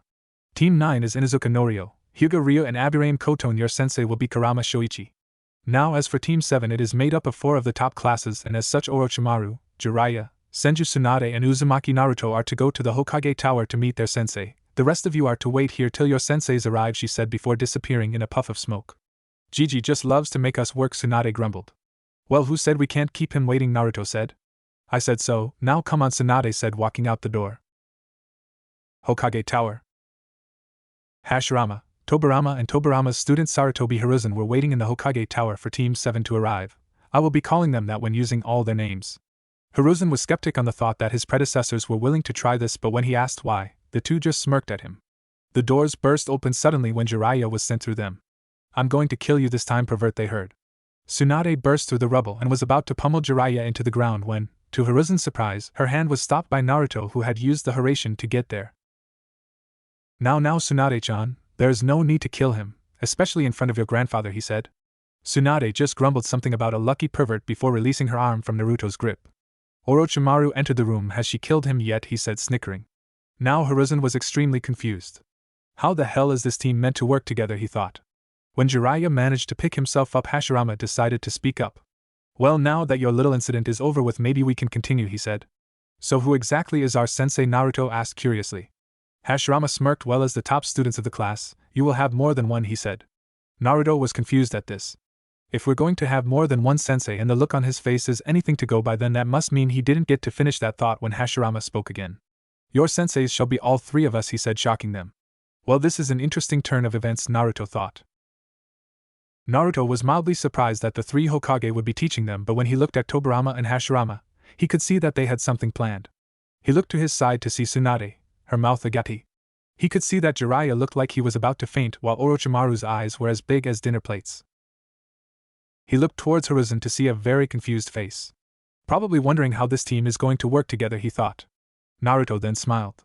What's the catch, he said. He could see Hiruzen look toward his teachers as if he wanted an answer as well. You have to work together to beat the three of us, Hashirama said. Hiruzen's eyes widened. Surely no matter how strong these four are, they couldn't beat even one of us, he thought. Naruto just grinned. When do we start, he asked. Hashirama smiled. Meet us at training ground 7 and 10, he said before the three shined away. Once Naruto managed to get his team recovered from their state of shock, the four ran to the training ground. Training ground 7. When they arrived at the training ground, Naruto felt a wave of nostalgia come over him as he looked over to see 3 wooden posts. Great memories, he thought, remembering his first time being here. He looked over to see Hashirama talking to Hiruzen. Probably that he is to take us seriously, Naruto thought, chuckling silently. Hashirama looked over to see that they had arrived and told them to stand by the posts for a minute. After he had finished speaking to Hiruzen, he and his brother walked up to them. Alright, first of all, your limitations. Naruto, no Kekkei Genkai and no inhuman strength. Tsunade, no Mokutan and no inhuman strength, he said. The two nodded, though Tsunade did it looking slightly depressed. Now this will be a test of exactly how well you can work together. You have 3 hours to defeat us. Ready, go, Tobirama said before he jumped back to Hiruzen with his brother. Naruto looked at Tsunade, Jiraiya and Orochimaru, and the three nodded. Naruto moved in to attack the three while Jiraiya gave him support, and Tsunade and Orochimaru started to flip through a very long series of hand signs at a rapid pace. Naruto and Jiraiya were busy holding back Tobirama and Hiruzen when Tsunade shouted for them to get out of the way. Suetun, Suiryu Kabaku no Jutsushi, and Orochimaru said as a series of water bullets burst from a whirlpool that suddenly appeared. Tobirama had managed to use a water shunshin, but Hiruzen wasn't as lucky. He was launched into the sky when a water dragon formed from the water bullets and crashed into him before bringing him to the ground and exploding. Tsunade and Orochimaru smiled before they had to defend themselves again against Tobirama. Naruto and Jiraiya meanwhile were attacking Hashirama, covering each other's weaknesses and improving their strengths. Then Hashirama's eyes widened suddenly and he jumped to his right, just before he crashed into his brother, who got a surprising kick in the back. Hiruzen crawled out of the small crater that the dragon created and had a look of complete shock on his face. These kids are definitely no joke, he thought. He didn't get much more time to think as Orochimaru and Jiraiya charged him while Naruto and Tsunade teamed up to fight Tobirama and Hashirama. He could hold them off for a while and counter when possible, as they weren't as strong as Naruto or Tsunade, and their reflexes weren't as quick, something he was grateful for. Naruto and Tsunade meanwhile had been locked in a vicious battle off speed and strength with Tobirama and Hashirama. While under normal circumstances they wouldn't be struggling, the two older senju had experience on their side, much more than Naruto and Tsunade, and as such knew each other's weaknesses better. Naruto knew that they wouldn't last long if this kept up and started to devise a plan for a counterattack. His eyes widened when he realized he almost slapped himself for being so stupid. He told Tsunade to jump back as he did so himself. He then formed a single hand sign and Tsunade immediately knew what he was trying to do. She then formed the same hand sign and the two shouted Kagebushin no Jutsu, and the whole area became covered in smoke. When the smoke cleared, there was hundreds of Narutos and Tsunades on the field. Both Tobirama's and Hashirama's eyes widened before dropping back into their taijutsu styles. They then started to fight their way through until, after 5 minutes, there were only 2 remaining. Nice try, you two, but it'll take more than that to beat us, Tobirama said with a rare smile on his face. Naruto and Tsunade smirked before disappearing in a puff of smoke as well. Doton, Shinjuzanshu no Jutsu, 2 voices called out. The two were so shocked that they didn't have time to jump away and they were pulled into the ground. Naruto then smirked when he saw them try to shunshin themselves out. I placed an anti-shunshin seal on the both of you when you were busy fighting the Bushin. The only way you're getting out is by giving up, he said, shocking the 2 older shinobi. Well done, you two. This team is definitely going to be a success, Hashirama said, genuinely impressed. I agree, this test is over, seeing as how Saruchan is struggling with the other 2, Tobirama said with a sense of humor and pride. Naruto looked over to see Hiruzen starting to lose the battle. He almost started laughing at the look of shock on Hiruzen's face. Then again, he wasn't expecting us to be this strong. Maybe he'll be better prepared next time, he thought as Orochimaru finished him with a kick to the back. Well done, you 4, be at the tower at 7 for your first mission, Hashirama said, loosening his stiff neck. Naruto could then hear him murmur, I'm getting too old for this, and he chuckled before following his team back to the village. The next morning, Naruto got up early to meet Tsunade again. She'll be the death of me having me get up this early, he thought sleepily.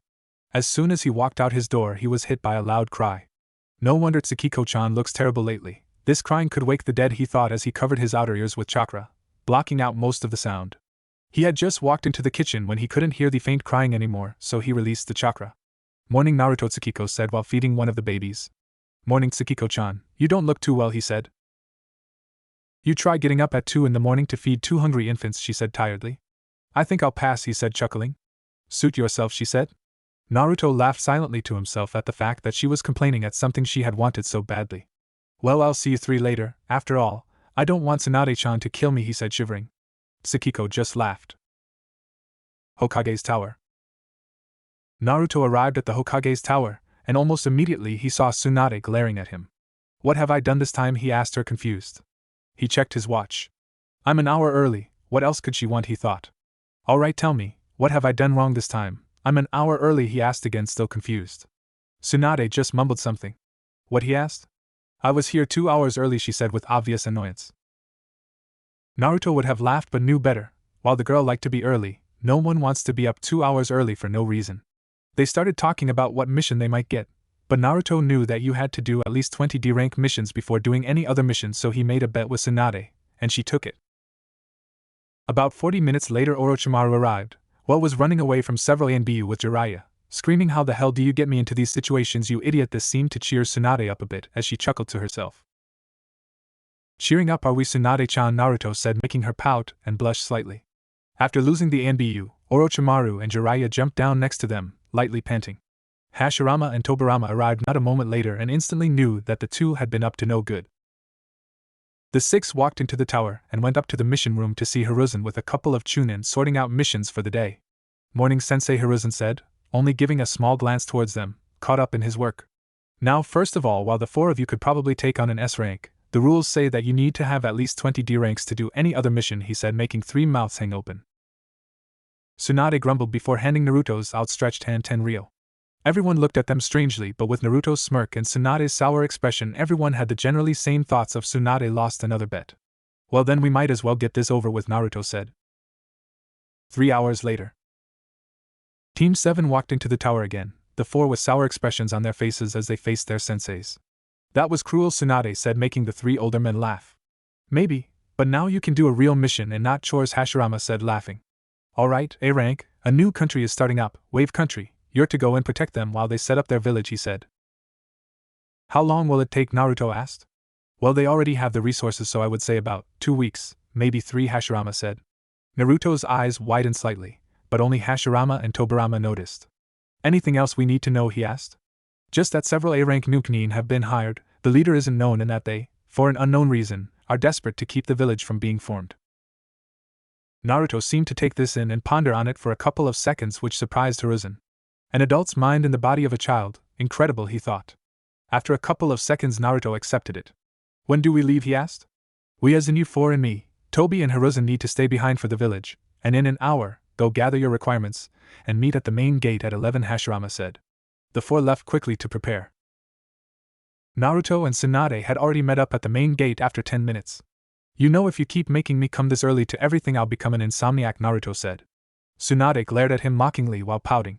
"Not my fault you're as lazy as a Nara," she said, looking away. "Oh, but I already work so hard at training and sleeping," Naruto said in fake hurt. 3 seconds later, the 2 burst out laughing. "If I didn't know you, I'd really swear you're a Nara. You're a lazy genius like the rest of them," Tsunade said in between laughs. "Well, maybe I wouldn't be so lazy if I got an extra hour or 2 in bed," Naruto said. They continued talking for about 45 minutes when Hashirama showed up with Jiraiya and Orochimaru. "Ready to go?" Hashirama asked. Team 7 nodded and they left. On the way, Naruto noticed a puddle at the side of the road. Exactly like when I first came here, he thought.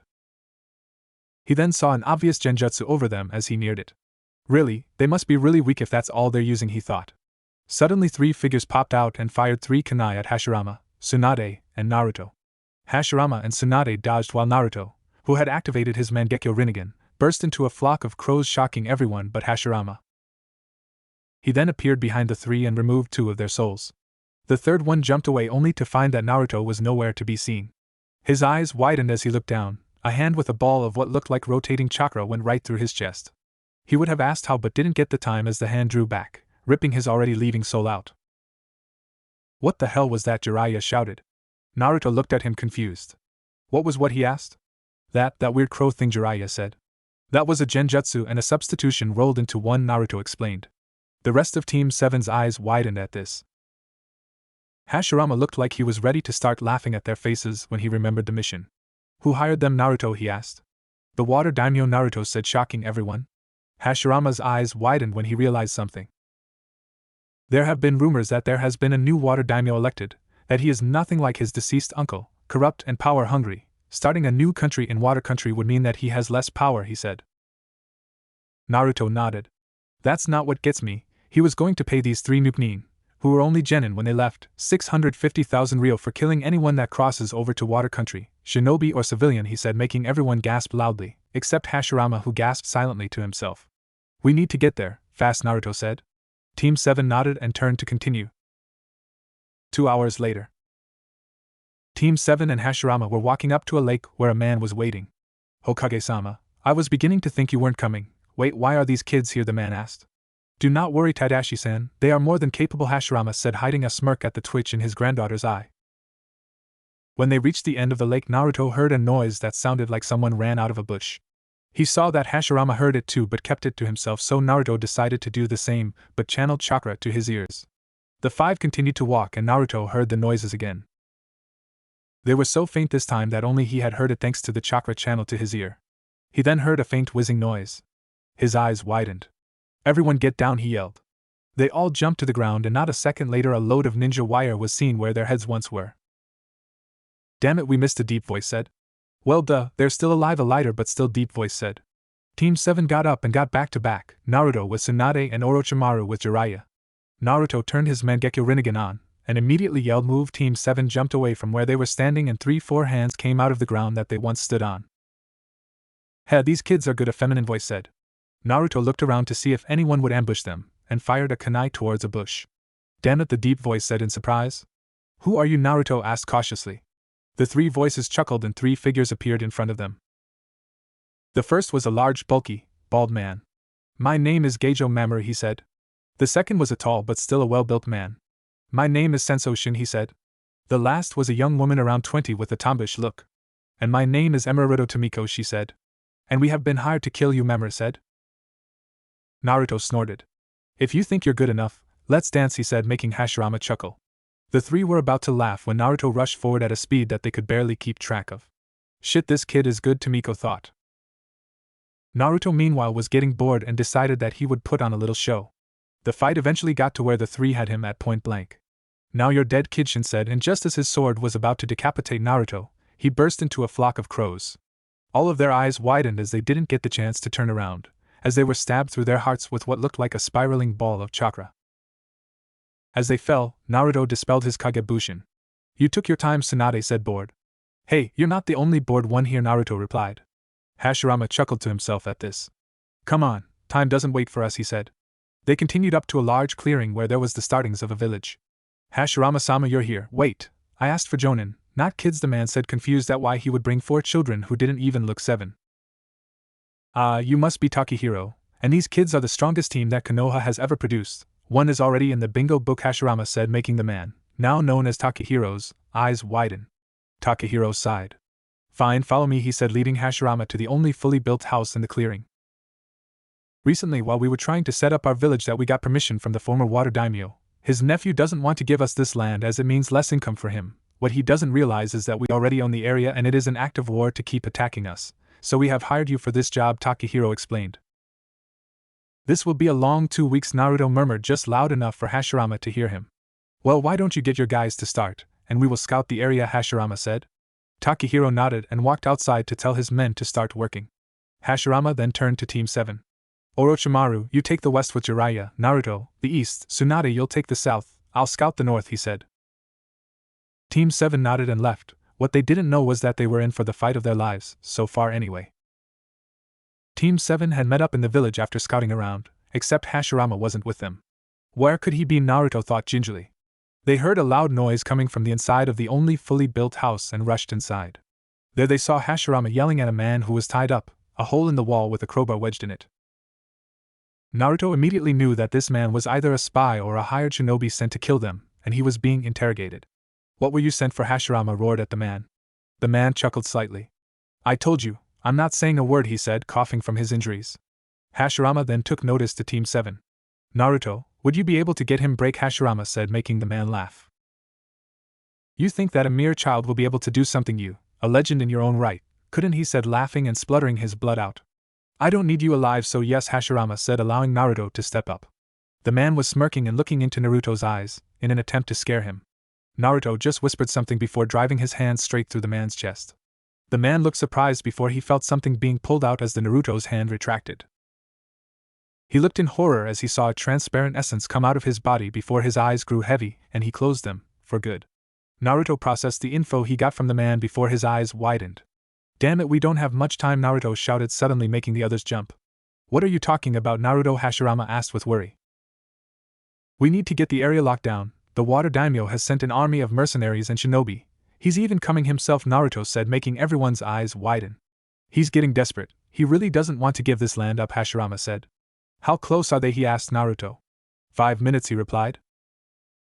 Damn it, we need to get out now. Naruto, Tsunade, secure the perimeter with shadow clones. Orochimaru, gather the workers and bring them all in here. Jiraiya, set up seals around the building. I don't want them sneaking in when we aren't looking. I'll also stay back to protect if necessary, Hashirama commanded quickly, with Team 7 following the orders like A and BU. What shall happen now, Hokage-sama? Takahiro asked nervously. To put it simply, a massacre, Hashirama replied grimly. Takehiro's eyes widened. You should get inside, Takahiro-san. This won't be pretty, Hashirama said, his eyes gazing over the clearing that would become covered in blood in only a few minutes. Takahiro nodded and walked inside with the rest of the civilians. A few minutes later, Team 7 regrouped and faced the direction that the army was going to come from. The emotions on their faces varied. Jiraiya had a look of nervousness, his face covered in beads of sweat. Orochimaru's face was emotionless, except his eyes, which showed his fear of what might happen. Tsunade was glancing towards Naruto with worry evident on her face, but Naruto's expression was what made her confidence grow. Naruto had his war face on, his eyes showing experience in battle, not as much as she had seen in her grandfather, but experience nonetheless. Hashirama could see the looks on 3 of his students from where he was standing on the roof and frowned. While he knew Naruto was ready for this, the others weren't used to seeing bloodshed. Naruto had indeed killed in front of the 3, but there were 2 problems with this. 1, they never actually saw blood spilled, and 2, and probably the most important, they themselves had never killed. Seeing someone killed is one thing, doing it yourself is another. Another thing that worried him was that while he was probably the best shinobi since the Rakuta Sanin, he was getting too old to fight. He knew he wasn't in his prime, and that made him worry for both his family and village, as Tobirama wasn't much younger. He knew that while Hiruzen was strong, he was inexperienced and people would hardly take Naruto seriously.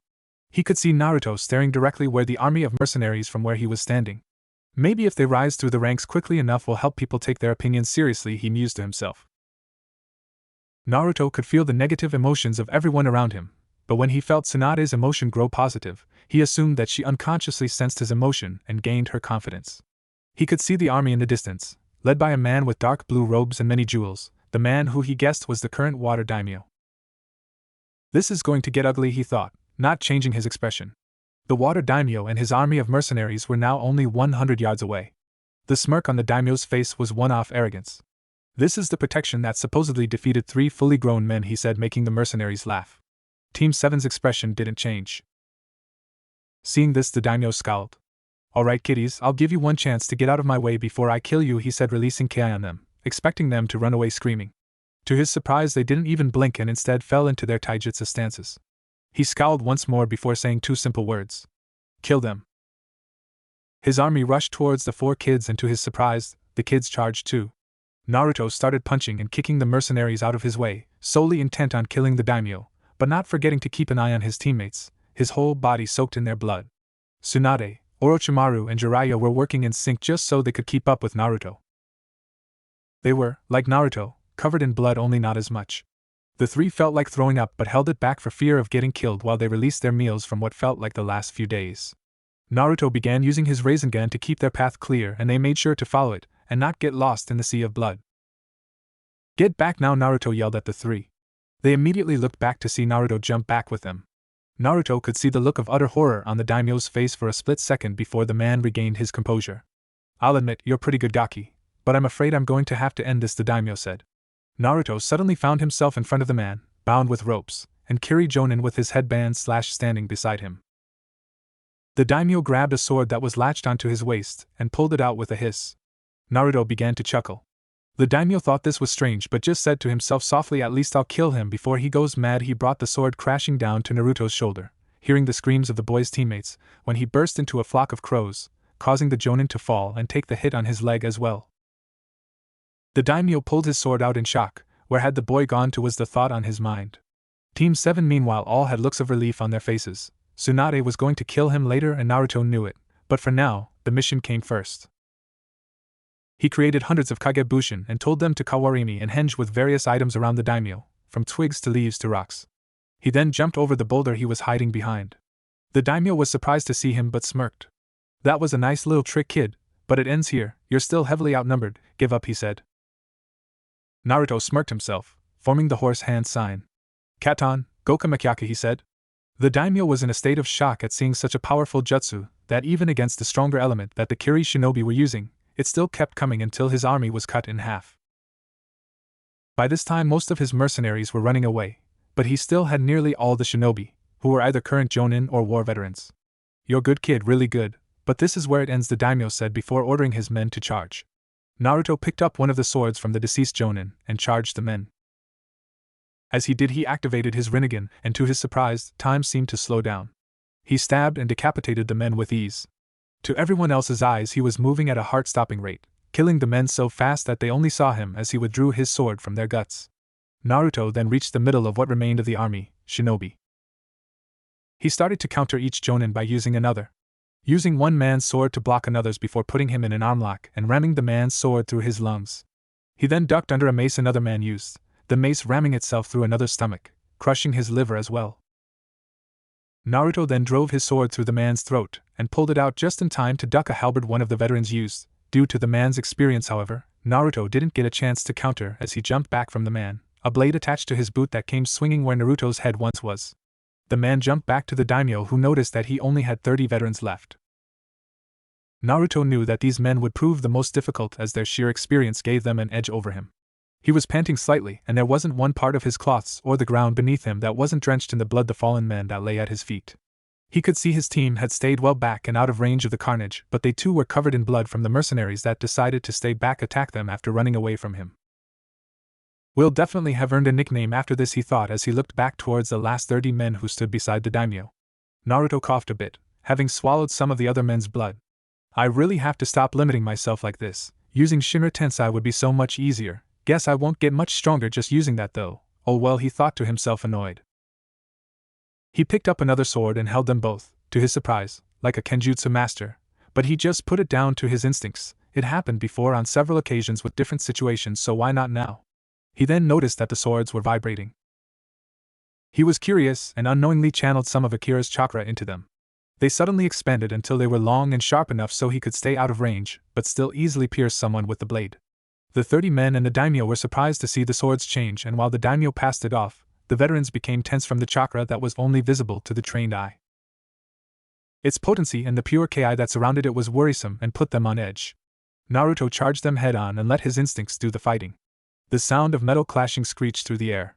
Naruto was blocking and parrying the men's weapons, swords, kunai, sais, or whatever else they used. He managed to counter the men like he did with the rest earlier with extreme difficulty, but he still managed. Soon only one man remained standing. The mask he wore fell to the ground. Naruto was surprised to see who this man was, as he expected an old veteran by the way the man held himself. He was looking at the future Sandaime Mizukage, Terumi Masanori, the grandfather of the Godaime Mizukage, Terumi Mei. He charged the man, and while he didn't want to kill him, he did want to leave a reminder. He drove his sword through him, just under his collarbone, barely missing any organs or bones, and let him fall.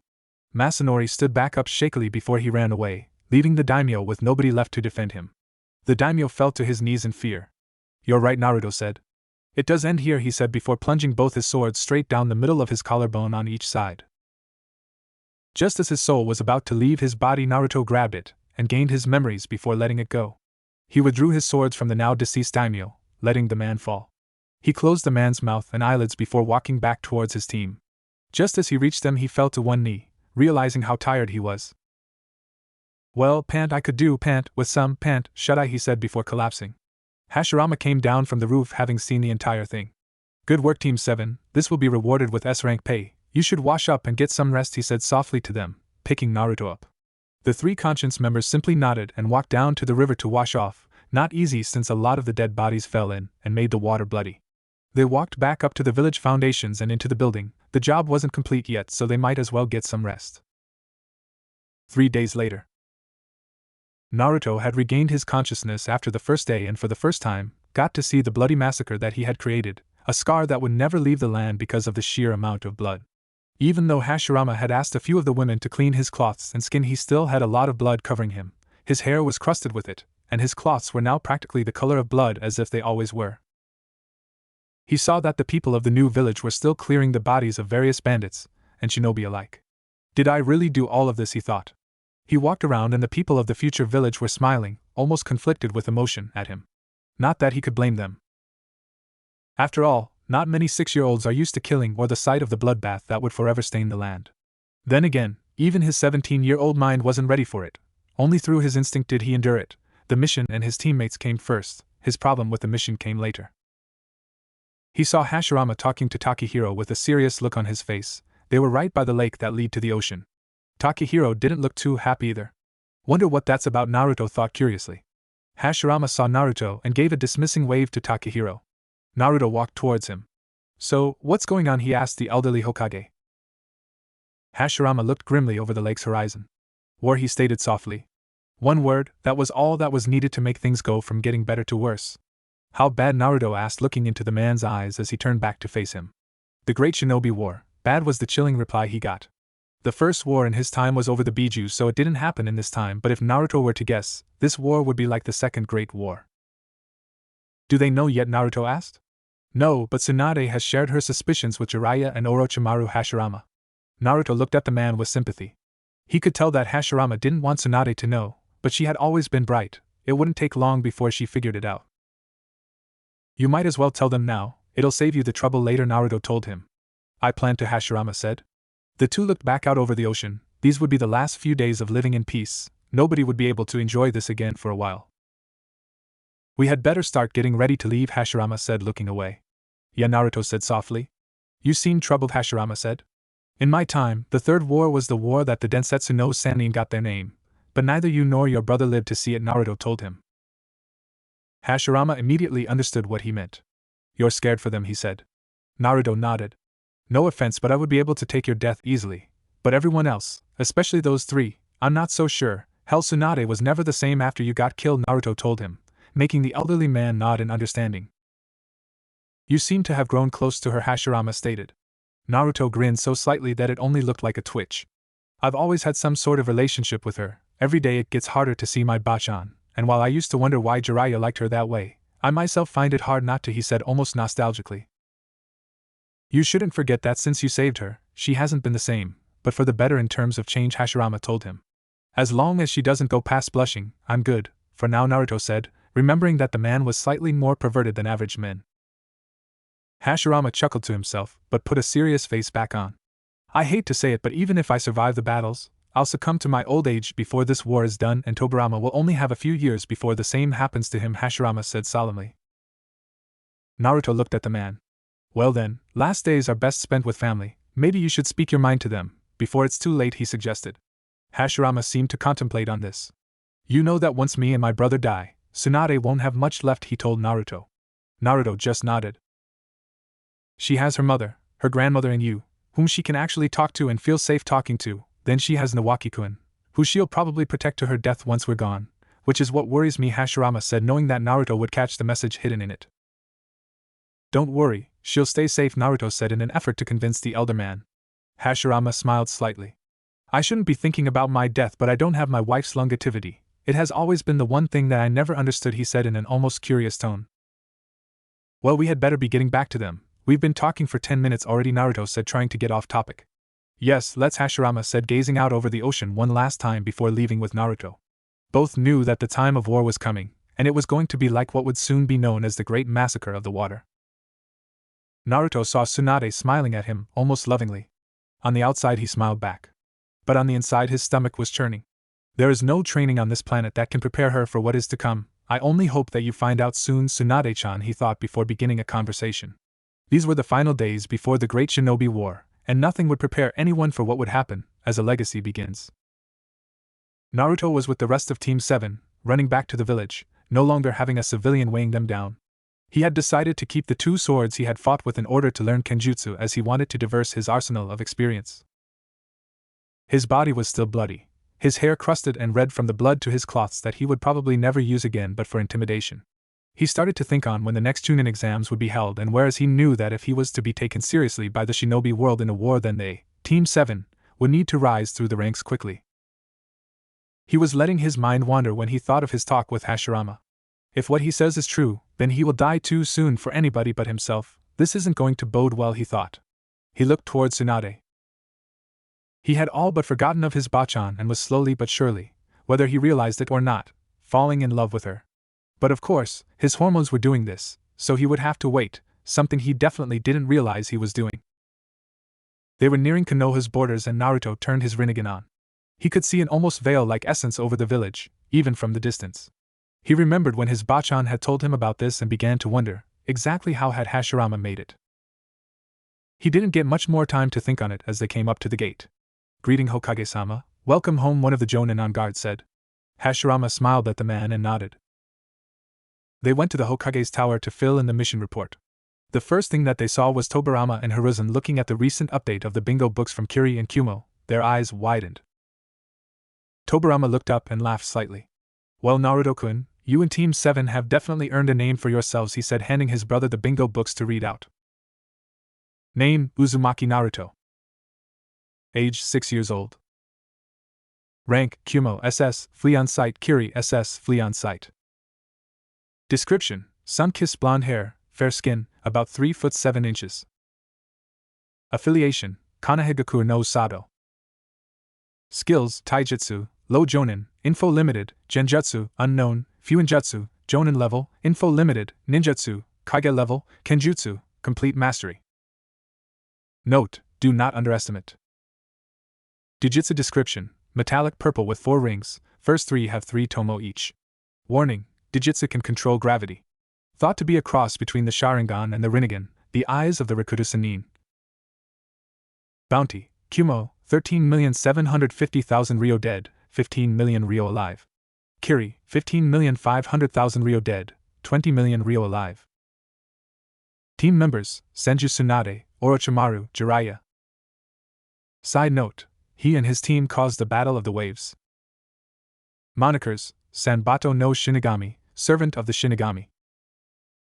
Everyone was shocked at how fast the news had traveled and even went as far as Kumo, which was a few days longer journey with mountain trekking. Naruto was particularly surprised at the moniker he received. "Are we in it?" Jiraiya asked, still not recovered from the shock. Hashirama nodded.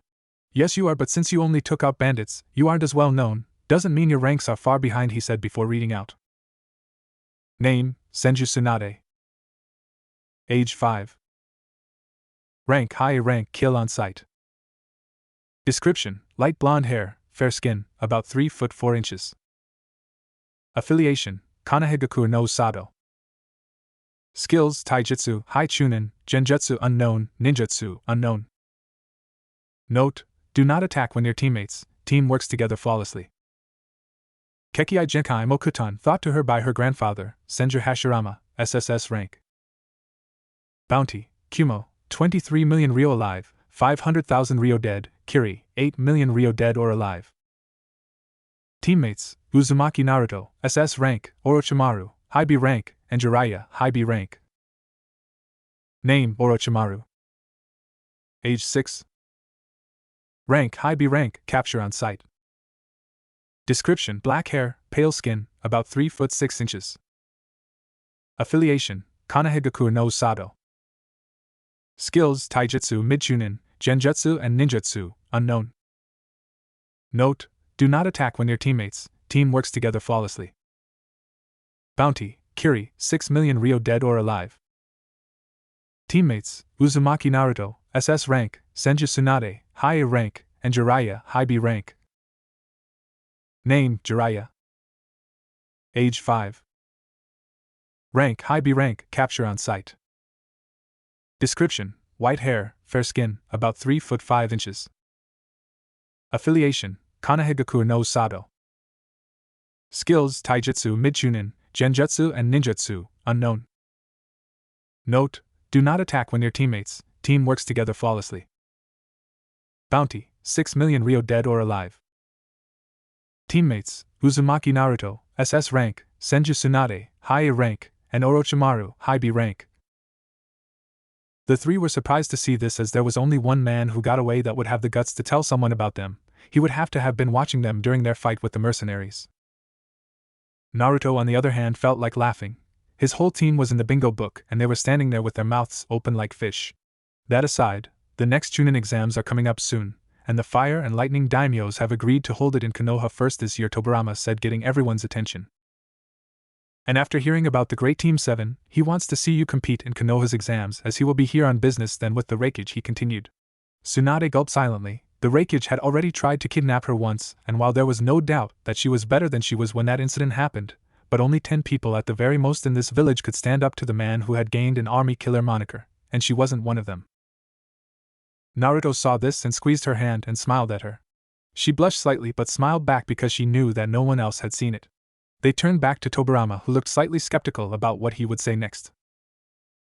This choice is yours and time is on your side, as it has only been a week since Suna held the exams, he said. But Naruto said, almost stating that Tobirama was leaving something out. Tobirama sighed. But he wants to put you up against 3 of the top jonin of Kumo, veterans. One man saw the end of the clan wars and even fought in it, Tobirama said grimly. Naruto looked away from the man to think. Why would he, the Fire Daimyo, agree to something like this when he only has rumors of our skill to back up, he thought before he realized something. We will be fighting as a team, right? After all, we'll be tired after fighting others if we don't end our matches fast, he said. I understand why you would think this, but you will be fighting these 3 and that's it, no one else, I hope, Tobirama said, muttering the last part. Naruto meanwhile was worried. I have no doubt that Tsunade and I can handle them, but if they separate us from Jiraiya and Orochimaru, then they're likely to get killed, he thought. His face grew to one of realization. Which would make Tsunade lose control of her emotions and try to kill them, but they would easily kill her alone. Once she's dead, the same will happen to me if I'm not careful, he thought, dumbfounded that he even came up with something like this. Hey, I guess Tsunade-chan is rubbing off on me, he thought. It's an attempt to kill us, Naruto said flatly. Everyone looked at him like he had grown a second head, but when he explained his theory to them, their eyes widened. Of course, they would have had spies looking into these things. They want to be rid of you before you can become too strong, Hiruzen said. Well then, what can we do? Jiraiya asked nervously. Naruto's eyes widened once more. Give me about 30 minutes and I might have a better solution than just training, he said, earning a curious nod from Hashirama. Naruto sat down on the floor near a wall where no one could see him or feel his presence and began to meditate. Akira-chan might know how to solve this, he thought, as his outer form became unconscious and he wandered into his mindscape. Naruto's mindscape. Naruto opened his eyes to see his figure change to an 18-year-old teen, just like he had been before he traveled back in time. His mindscape had improved over the years since he was 12 in his time. It was an ideal place for Naruto. A village that once scorned him now greeting him. His subconscious had made any familiar faces into real people in his mindscape. Only instead of the one from his time, it was now from the present time. He walked up to the Hokage monument where he knew Akira was, even though he didn't know how he knew. He saw her sitting, looking over the village. You have quite the imagination and memory, Naruto-kun. Save a few houses, this place is an exact replica, she said. You know why I'm here, Naruto stated. Yes, but why should I tell you? I have barely seen you in over a year, she said with a bit of anger. Maybe that's because every time I come here, you're asleep, he said with a sweat drop running down his face. Akira just huffed at this. If you're that desperate for company, then why not just set up a mental link between us, Naruto said. Akira could hear the obvious tone in his voice and blushed slightly, having not thought of it. Her quietness was an obvious answer to Naruto. Back to the important subject, is it possible, he asked. Yes, but the amount of pain that is required to perform it is excruciating. Thankfully this is the only sacrifice to be given, Akira answered. How do I perform it, Naruto asked, slightly relieved. Since Orochimaru knows a lot about anatomy, you can ask him where these points are, Akira said as Naruto nodded. First you need to tie the person down to something that's reinforced with chakra, Mokuton being the best choice. Then you need to gather the chakra of the bloodline in either each hand or by combining the 2 elements that make it, making sure that your hand is fully extended, then ram your fingertips into the solar plexus. This is to soften the pain of the next part, she said, making Naruto wince at the thought of doing this. The next part is dangerous, but since you can revive people, it's just more pain. Next you are to make a small incision right over the heart, small as in not deep. You do need to make it wide though. Then once again channel the chakra into your hands, only this time make a sort of fist and bring it above your head and bring it down fast where the incision was made and keep forcing pressure on it. Have someone start rubbing their hands together while channeling lightning chakra through them. Once you hear sparks coming from them, lift your hands and tell the person to shock the other. Then just give them about 5 minutes to regain consciousness, she said, making Naruto wince again. This has rarely been done because even though you get the said Kekkei Genkai out of it, it would stop anyone doing it again. Even Kami-chan had been through it once, and she never done it again. It's that painful, and as such, not many know of it, Akira explained to him. And what about Dijitsu? Naruto asked. Activate the Dijitsu and then channel normal chakra. The chakra that goes past the Dijitsu will pick up on its features and travel to your hands, Akira explained. How frequently can this be used? Naruto asked, surprising Akira. Once a month, just enough time to give the body time to recover and rest, she said. Thanks, Akira-chan. By the way, don't forget the mental link again, Naruto said, making her blush furiously as he turned around. Real world. Naruto became conscious again and started to move, making everyone look towards him. Well, Tsunade asked hopefully. There is a solution, but you're not going to like it, he said before explaining the horrible procedure to them. I can understand why. Doing this would make any man want to just drop dead, Orochimaru said. So who wants to go first? Naruto asked almost sarcastically. Orochimaru, Jiraiya and Tsunade looked at each other before Jiraiya sighed and stepped forward. I'll do it, he said. Naruto nodded. We should probably get to a more suitable environment, he said. They then left for the medical room. Once inside it, Naruto created a table from his mokutan and put metal braces on it for Jiraiya's hands, feet, body and head, even though the table was more of a pedestal, and then place a silencing barrier on the room. Jiraiya looked like a nervous wreck as he got on the table and was strapped down. Naruto started channeling chakra for the yotan to his hands. As soon as he started, Jiraiya's face started to scrunch up as he let out a howl of pain which made even Hashirama wince at. When he began the second part, he had to cover his outer ear in chakra to not hear the sudden shriek that came from him, but not before telling Tsunade to charge her lightning chakra. When he released the chakra, Jiraiya was begging him to stop. He heard Tsunade's hands spark. Now he yelled at Tsunade. Tsunade dropped her hands right over where Jiraiya's heart was and his whole body shook. When everything calmed down, Jiraiya was unconscious but alive. Naruto activated his Rinnegan and looked at Jiraiya. Well, it worked, he said, relieved. Everyone else in the room visibly sighed. Jiraiya started to stir after a few minutes, and the first thing he said was, "Did it work?" His voice was hoarse from the lightning chakra, but he didn't take notice, as his whole body was numb from pain. Yeah, Naruto said, smiling slightly. But for now just rest, Naruto said as he released the metal restraints holding him down. After another blood-curdling scream from Orochimaru after his own operation, Naruto could see that Tsunade was nervous. With Hashirama gone to make sure Jiraiya and Orochimaru were alright and Tobirama and Hiruzen gone back to doing their duties so they don't pile up, he and Naruto were alone with no adult, something that made her nervous. Naruto saw this and held her hand again. It always seemed to calm her down, so why do anything else? Hey, it'll be alright after, he said. This seemed to gain her confidence, as she gave him a shy smile. She got on the table and was strapped in. Naruto created a Kagebushin before once again performing the surgery. Tsunade started to scream just like Jiraiya and Orochimaru. What Tsunade didn't know was that Naruto was using a special chakra on her, the Shotan. When Naruto heard the sparks and took his hands away and his clone shocked her, he was surprised to see her eyes open almost immediately. But there was something that shocked him even more. Tsunade's eyes were not her own. Rich brown eyes had turned to a color that made Naruto's heart stop. Her eyes were a metallic purple, with 4 concentric rings around her pupil. Well, this is unexpected, a voice said in his head. You call this unexpected? Shit, this is both cool and strange at once, Naruto thought to Akira. Tsunade saw Naruto's face and got worried. Is everything alright? She said in her pain.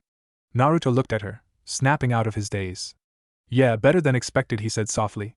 Tsunade looked really confused by this, but as Naruto said that, Hashirama walked in. Well, he asked. Maybe you should look for yourself, Naruto said. Hashirama looked confused. He couldn't see chakra, so why would Naruto ask this? As soon as he saw his granddaughter's eyes, he gasped. Tsunade was getting nervous. All she could think was, had something gone wrong? How is this possible? Hashirama asked Naruto. Don't know, it could come from your wife, but that would be my best guess, Naruto replied.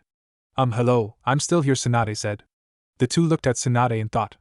Sorry, Tsunade-chan, but until we can figure this out, you'll have to. He trailed off as he remembered something. Flashback. Naruto was walking back to Tsunade after his training session with him. He could see that she was looking through a book that had to do with blood and bloodlines but ignored it. Tsunade looked up to him and smiled. Hey Naruto-kun, do you mind if I get a blood sample from you? It's for an experiment I want to try. I need several different samples, so if I get yours I won't have to get too many to keep track of, she said. Naruto was slightly confused but complied and let her put a syringe in his arm to extract the blood. Strangely enough, she looked slightly nervous, but he had ignored that too. Thanks Naruto-kun, she said before walking away, her legs shaking slightly as though she had done something she shouldn't have. End flashback. Naruto's face described quite a few different looks. Shock, worry and confusion, just to name a few. Tsunade-chan, that syringe of blood you got from me, did you inject it into yourself, he said as she sat up. And no, she answered nervously. Naruto looked at her sternly. She sighed before replying yes. Tsunade-chan, you know you could have killed yourself, only our blood is compatible, Naruto said, almost like scolding parent. Tsunade looked down, and almost seemed to pout. Naruto sighed in defeat. She's damn well lucky she didn't get herself killed, he thought.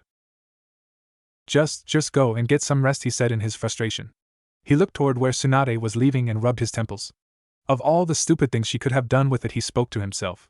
Hashirama looked at him confused. Exactly how could she have died from your blood, he asked.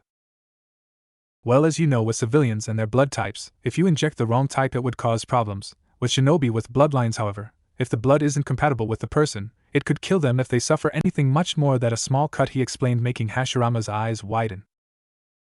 So you mean that she's been in danger of dying since a few days before we left for the mission, Hashirama said.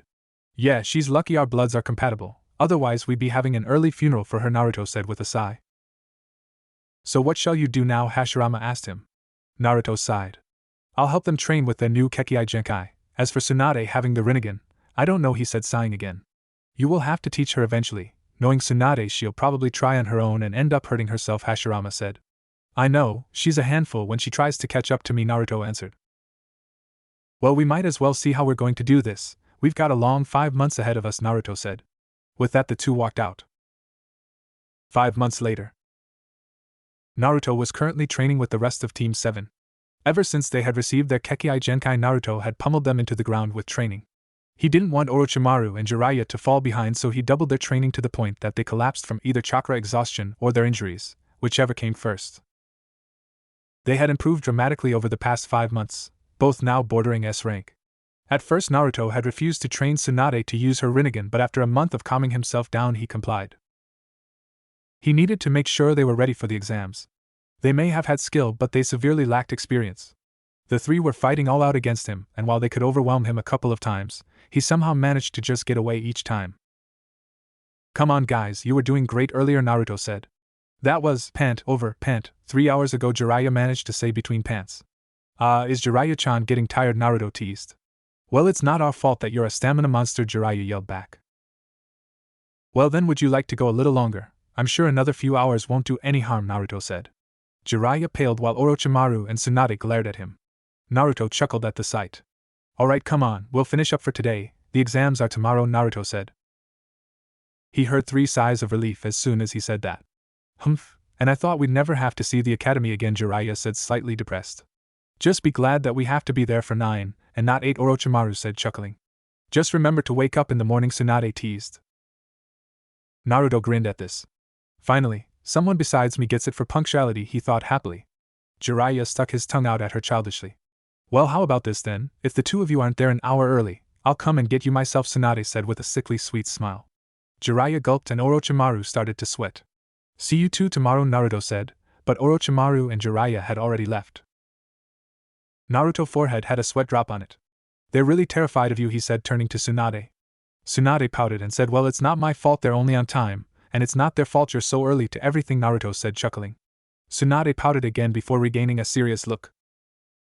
Gigi wants to see me in the morning. He wants you to come with me, a half hour early. I have a feeling that it's not going to be good, she said, staring at the ground. Naruto's face hardened as he knew what Hashirama would tell her and felt sad for her. But if she doesn't hear it now, she probably never will, he thought. He put on his best fake smile. It's probably nothing, come on, let's go, he said. The next morning. Naruto was walking to the academy, his mind set on what would transpire with this little talk Hashirama was going to give Tsunade. The sun was barely rising over the sky, giving it a red tint. He sighed in frustration. She's not going to like this, he mumbled to himself. But the burden of one will be held by many, he heard a voice in his head say. Doesn't mean it'll be any easier for her, Akira-chan, he thought to the Biju. At least she'll get to hear it from him, and not his brother, Akira assured. Naruto sighed. You always have something to add, don't you? He thought to her. But of course, Naruto-kun, Akira teased. Naruto looked up as he found himself looking at Tsunade looking worried outside the academy with her grandfather. Hashirama looked at Naruto, and Naruto immediately knew why he would be needed. He wasn't just going to tell her about him, he was going to tell her everything. Hashirama sighed. Good morning, Naruto, he said, causing Tsunade to look up. Whatever news her grandfather had to tell her was going to end in tears, and she knew it. Hashirama sighed once again. Tsunade, you may or may not know, but we are on the brink of a war between the shinobi nations, he started. Tsunade nodded, signaling for him to continue as Naruto stood beside her. I'm afraid to tell you this, but I'm not going to live to see the end of it, he said with tears in his eyes. At first Tsunade didn't react, so he took the opportunity to continue. Whether it be from battle or old age, I'm going to die before this war is over. Tobirama won't be far behind either, he said, kneeling down to her height. By now Tsunade's eyes were threatening to overflow with tears. I'm telling you this because I don't want you to get depressed. I don't want you to become that kind of person just because of my death, he said, hugging her. Tsunade was now openly crying as her grandfather hugged her. Naruto had also come to her side and squeezed her hand. Whether I die sooner or later doesn't matter. I will die before the bloodshed of war ends. Please, Tsunade-chan, stay strong. I know that my death shall affect you greatly, but you still have many people to look after you. You have your mother, Sarah-chan, Naruto-kun, the most of all. You'll never truly be alone, Tsunade-chan, Hashirama whispered into his granddaughter's ear so only she could hear. That was it for Tsunade as the floodgates were opened. Her tears had covered the shoulder of her grandfather by now. It was only when he explained to her what she would have left after he died did she start to calm down, though not by much. Naruto frowned as he wondered why Hashirama had chosen this day to tell her. Then his eyes widened. So you really are that close, he thought, looking at him sadly. Hashirama whispered once more, only this time Tsunade had barely heard it. Both I and your Bachan know how much you like Naruto-kun. He will help you through everything, you don't need to worry. Tsunade had stopped crying and smiled slightly, but blushed even more. Now, I believe you have an exam to get to, Hashirama said, standing up. It was only now that both he and Naruto realized Tsunade was holding Naruto's hand even though he had let go. Tsunade and Naruto slowly made their way into the academy. Tsunade-chan, would you mind letting go of my hand? Naruto asked awkwardly. Tsunade blushed even more when she realized she was still holding his hand and let go. Naruto smiled and put his hand on her shoulder. Come on, otherwise we'll be late. As soon as he said this, Tsunade grabbed his hand again and rushed to their room. Naruto smiled even more at this. Well, that's one problem solved, he thought as they arrived outside the room. Things will only get worse from here. She might as well enjoy herself, he thought as they arrived outside the exam room door. Naruto looked up as he saw the first team arrive to the exam room. Jiraiya and Orochimaru had gotten here about a half hour ago, both running for fear of Tsunade killing them. To say they were annoyed she wasn't even paying attention was an understatement because it meant that they could have stayed in bed longer. Naruto tensed as he saw that the team that entered were glaring at him and his team. Back in this time, it wasn't uncommon to have young children in the Chunin exams, as it usually meant that they were strong, depending on how old they were, so to see 5- and 6-year-olds in the Chunin exams would make anyone wary. Naruto took note at their height. They're from Kumo, he thought warily as they seemed to be whispering to each other. What are they talking about? Tsunade whispered, not looking towards them. I don't know, that's what worries me, Naruto answered. He looked to his left to see Orochimaru and Jiraiya trying to pass the time. The door opened and another 2 teams came in. The team from Kumo released Ki to try and intimidate the teams, but Naruto just released his own and made the Kumo team collapse to their knees, except for the girl, about Tsunade's age, who was sweating, but other than that she didn't seem fazed. The other 2 teams seemed to look at him thankfully but then stared at him in slight fear, as though they had realized who he was. Naruto saw that their height was for Kiri. He could only imagine the stories of the Battle of Wave that they had heard. He stifled a chuckle as he realized that they were scared of a 6-year-old. Talk about paranoid, even if it was him. Within an hour the room was packed with at least 50 teams from all over the shinobi nations, and each village had their own reactions to seeing him. Kumo glared, Kiri gave him the odd glance and seemed to be slightly trembling. Iwa and Suna were making sure they kept an eye on them, and other than Taki, who stared in awe, any other team from the minor villages looked about ready to piss themselves. He shifted his eyes to the left, and Tsunade seemed to be meditating to try and get away from the stares, even if there was some chatter among the other teams. Jiraiya was reading, which surprised Naruto, while Orochimaru had taken out a leaf to practice his chakra control. A large man walked into the classroom. Everyone, sit down now and shut up, he said, even though there was only whispers through the room. Everyone sat down, some still glared at him. Each of you will be given a sheet of paper. Do not turn it over until I say so, he said as 5 Chunin started handing out the pieces of paper. Naruto could see that Tsunade had as clear a view of him as he did her. Jiraiya and Orochimaru were sitting a few seats behind him and could see him and Tsunade clearly. He smirked. Looks like teaching them ANBU code paid off, he thought. While the Chunin give the tests out, I will explain a few rules. First off, if you're caught cheating 5 times, you and your team are out of the exams. There are also 9 questions on the sheet. I'll give you the last one at the end. Each person starts out with 10 points. For each question they get wrong, 2 points are deducted, and to pass, your team needs the same amount of points as it has people. Any questions, he said. No one put their hands up. No, then you may begin. You have 1 hour, he said. The sound of paper crinkling was heard through the classroom as well as a few gulps. Naruto smirked as he answered the first question and made a series of hand signs to his team. Team 3 of Suna, leave now, one of the Chunin said. 3 sighs were heard as the first team left. A few more gulps were heard, not 30 seconds in, and the first team was sent out. Naruto smirked as he continued to answer the questions before sending a code to his teammates. He heard the rhythm of a pencil bouncing off a desk and sighed as he repeated one of the codes. Probably Jiraiya, he thought. By the time he had finished, there was only 10 minutes gone. He turned his page over so any other idiot didn't try and copy his answers. Team 5 of Kiri and Team 8 of Taki are to leave now, another Chunin said. Everyone is too cautious. Nearly no one is actually trying to cheat, he thought, looking around with his eyes as he leaned back. He saw that Tsunade had done the same and felt several eyes on the both of them. Deciding it was too much of an effort to wait until the 50 minutes were up, he went to his mindscape. Naruto's mindscape. Naruto opened his eyes and found himself near the center of the Konoha inside his head as an 18-year-old. People were all walking around, minding their own business, and a few waved at him. Naruto-kun, what are you doing here? Akira asked. The Chunin exams were way too easy this time. There's still 50 minutes left. You seem to be enjoying yourself, he said, noticing the bottle of sake in her hand. Everything in here is real, you know. The people are just what you remember of them, but they act exactly like they do in real life. Almost like you made a copy of them without knowing the details. The human mind really is a wondrous thing, Akira said while looking up to the 3-faced Hokage mountain. Naruto's mouth was slightly agape.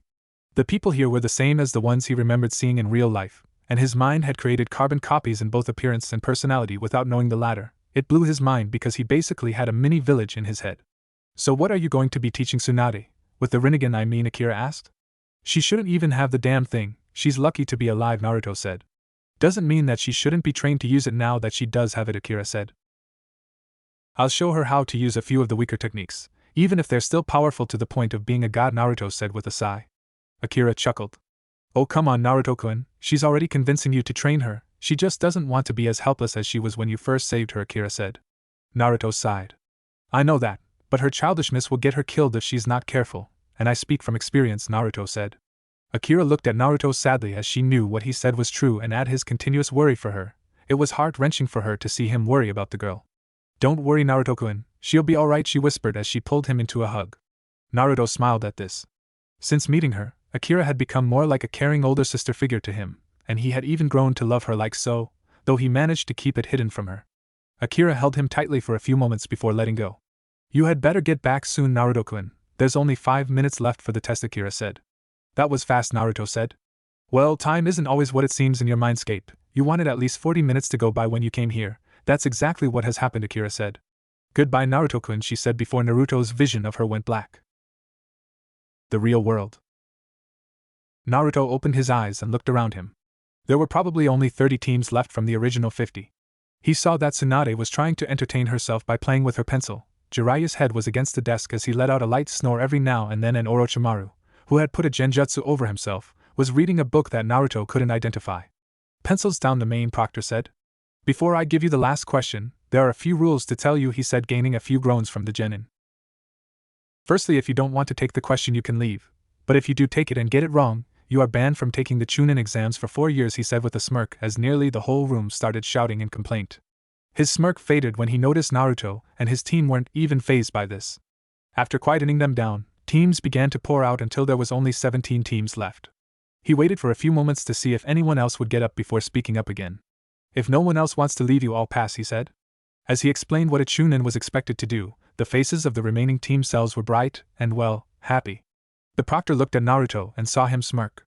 So the kid figured it out. Not bad, he thought.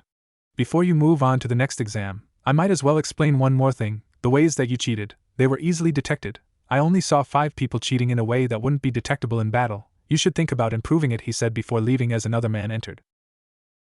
Hello everyone, meet me at Training Ground 44 in 20 minutes, and I shall explain there, the man said before leaving. Naruto smirked at hearing Training Ground 44. What's up with you, Jiraiya asked. Training Ground 44, better known as the Forest of Death, Naruto replied just loud enough for a few other genin to hear. Jiraiya paled. You're just saying that to scare the other teams, right? He asked. No, was Naruto's reply. Training Ground 44, aka Forest of Death. The remaining teams had arrived at Training Ground 44. They looked slightly shaken from what they saw. Besides Team 7, excluding Jiraiya, the only person that wasn't intimidated was the girl from the Kumo team.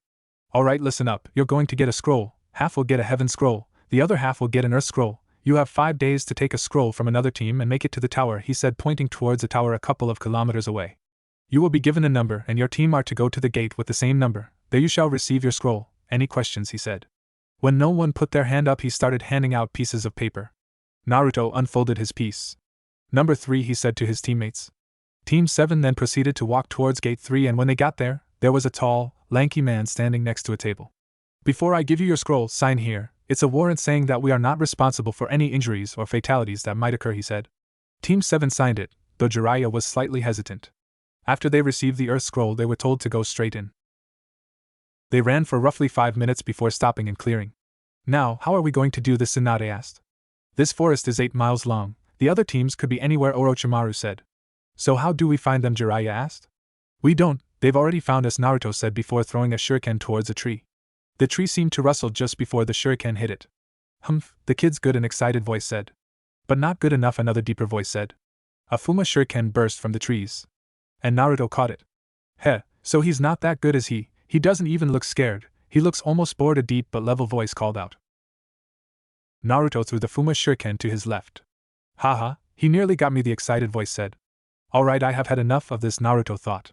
Katon, Goka Mekyaku, he said, and a giant wall of flames destroyed most of the trees in the clearing. Holy shit, that was close, the excited voice yelled.